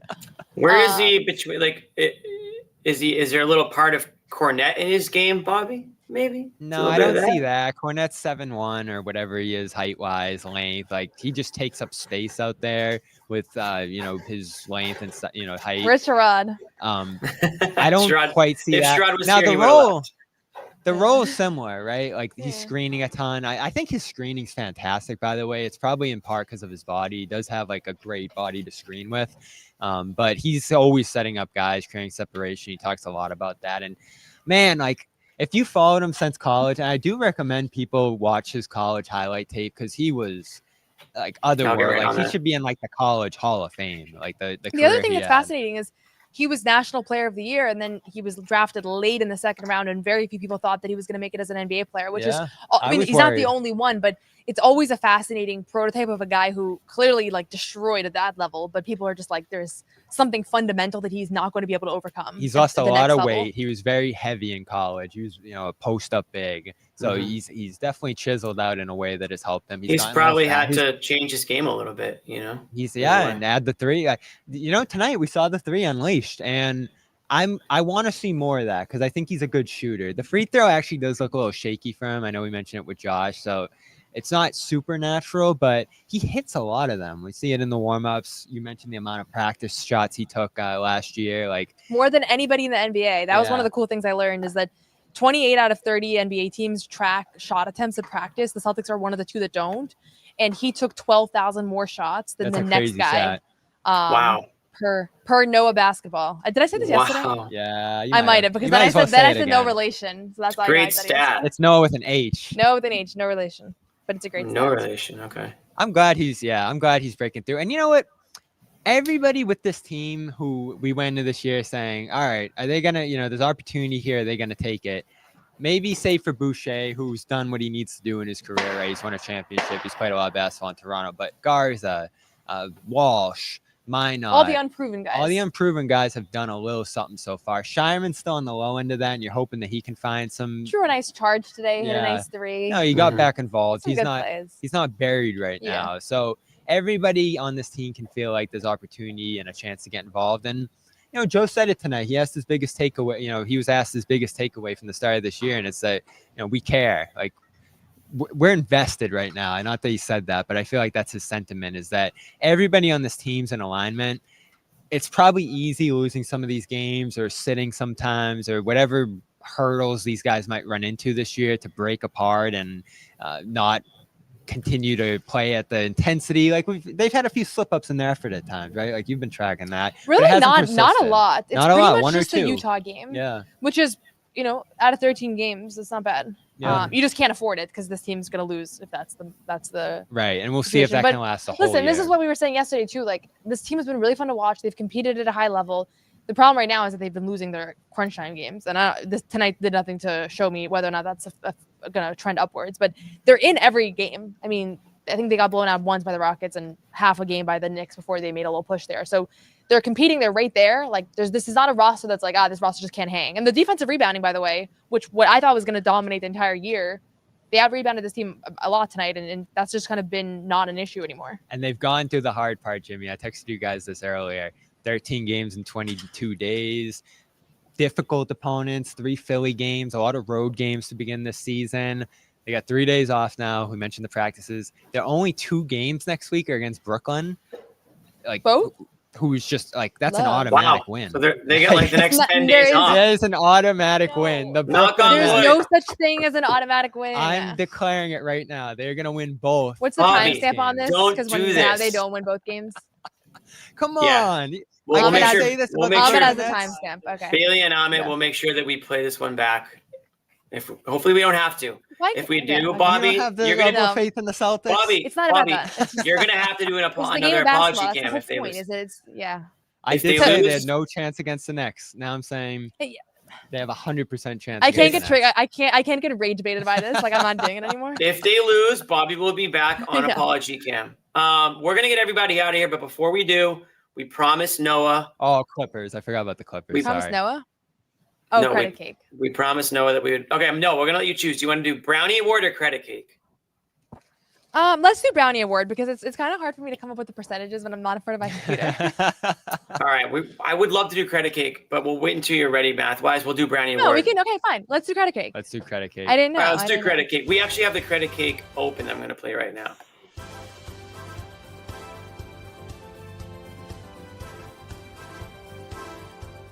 Isn't it Cake. so much nicer? Reminds me of carrot cake.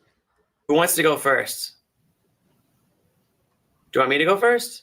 You can go first because I need to think. I'll go I'll first. calculate it, I'll Jimmy. just throw some numbers out there. I'm the worst guy to try to figure out how to get to 100 here, by Yeah, the way. But you got the calculator. I'm I going like to keep watching it the simple. viewers drop while Jimmy does his thing. Hi. I'm going to keep it Once you simple. I'm start gonna- doing 43, numbers. yeah, you're screwed. Yeah. Well, we were just talking Luca Garza. I loved what he gave them off the bench tonight. I'm going to give him 20% of my cake because the offensive rebounds, the second chance points, the energy. I think when Joe Mazzulla says that we want it more or we want it, that's some of the one of the things we care was what he said his last quote. I think he's thinking about guys like Luca Garza. Not that there's guys he's not thinking of, but Luca's one. That's, what did I say, 15%? Is that what I gave him? Yes. Geez, that's not a good one to start with. Let's do 25%. No, I'm going to do, okay, so 35. I'm going to do 35% Peyton Pritchard. So now I'm at 50%. That's a safe place for me to be. 50% Peyton Pritchard for all the reasons you guys talked about. I thought Pritchard had the best game of the season so far. I'm going to do 20% Jaylen Brown. We didn't really talk about Jaylen Brown much, but I felt like he gave them everything they needed in that first half where they kind of got that lead. Right, 7 for 11. Yeah, efficient. I love the way he's playing right now. So I'm at 70%. Give Derrick White. Get there. Give Derrick White 10. No, give Derrick Who's White great. 15. Now I'm at 85%. And I know I'm missing people. I'm at 85%. Let me take a look here. I'll do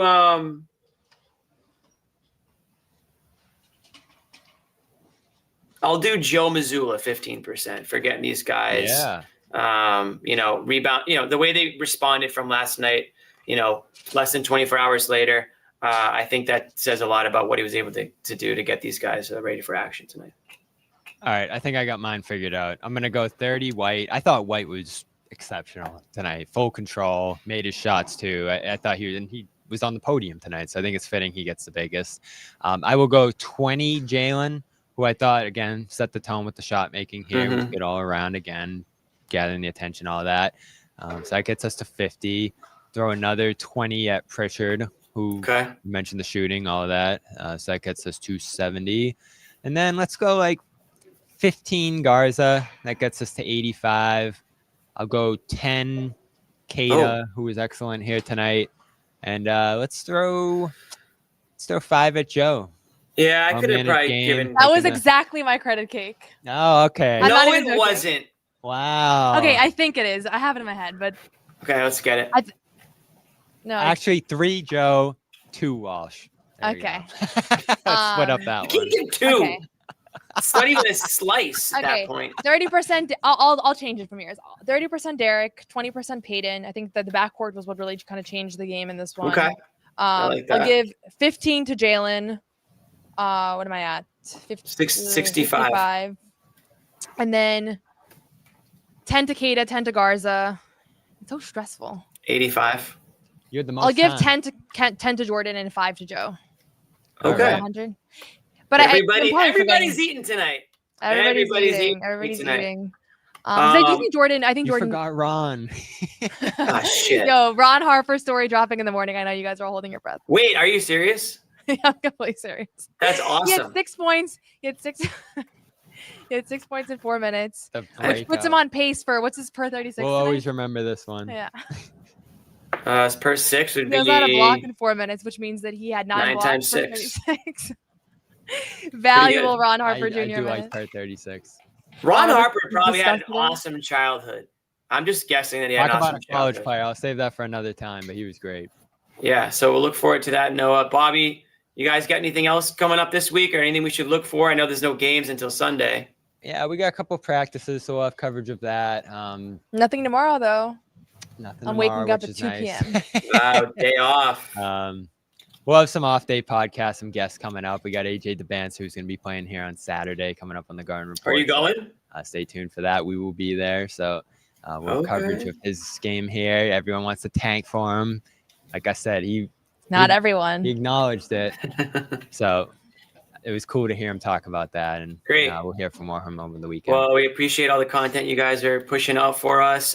We have the Patriots tomorrow in the meantime. Yes. So keep it locked on CLNS. Go to the Patriots. Our Patriots. Yes. Go to the Patriots part of CLNS. Patriots, I think it's Press Pass. Press Pass, yep. They're Kyle's and the whole gang. They're doing an awesome job over there. So Patriots at home against the Jets. That used to be a fun rivalry. Back when the Jets had even Is that Aaron Rodgers? Slight post. For a year. Oh, not anymore. Yeah, not. You don't really think of Aaron Rodgers when you think of the Jets. No. Okay, my bad. Your defense, Noah. You don't really think of anybody anymore. He played for them. Jets. Okay. So Patriots, Jets tomorrow. Keep it locked on CLNS for pregame coverage, postgame coverage, and all the in between. And we will be back here on the Garden Report on Sunday. Against the Nets. game. You say? No. Clippers. I screwed it Clippers. up. They do play the Clippers We first. forgot about how can we forget about the Clippers? Kawhi comes to town. Kawhi's hurt. Well, he's still Yeah. coming to town. He might not He's be. probably still He might traveling. be staying up. No, we're trying to get people to watch, I don't okay? think so. Kawhi's dealing with the tree company right now. We won't get into any more details with that. Big tree guy. But other than that, Celtics will be here, and they're fully healthy unless Bobby jinxed it tonight. So a lot of reasons to tune in on Sunday. No, what do you? That'll do it for us. Thank you guys very much. We did almost 2 hours again tonight. So we put the work in. Celtics put the work in. 131.95 over the This listless. show's longer than Star Wars. A famous producer once said.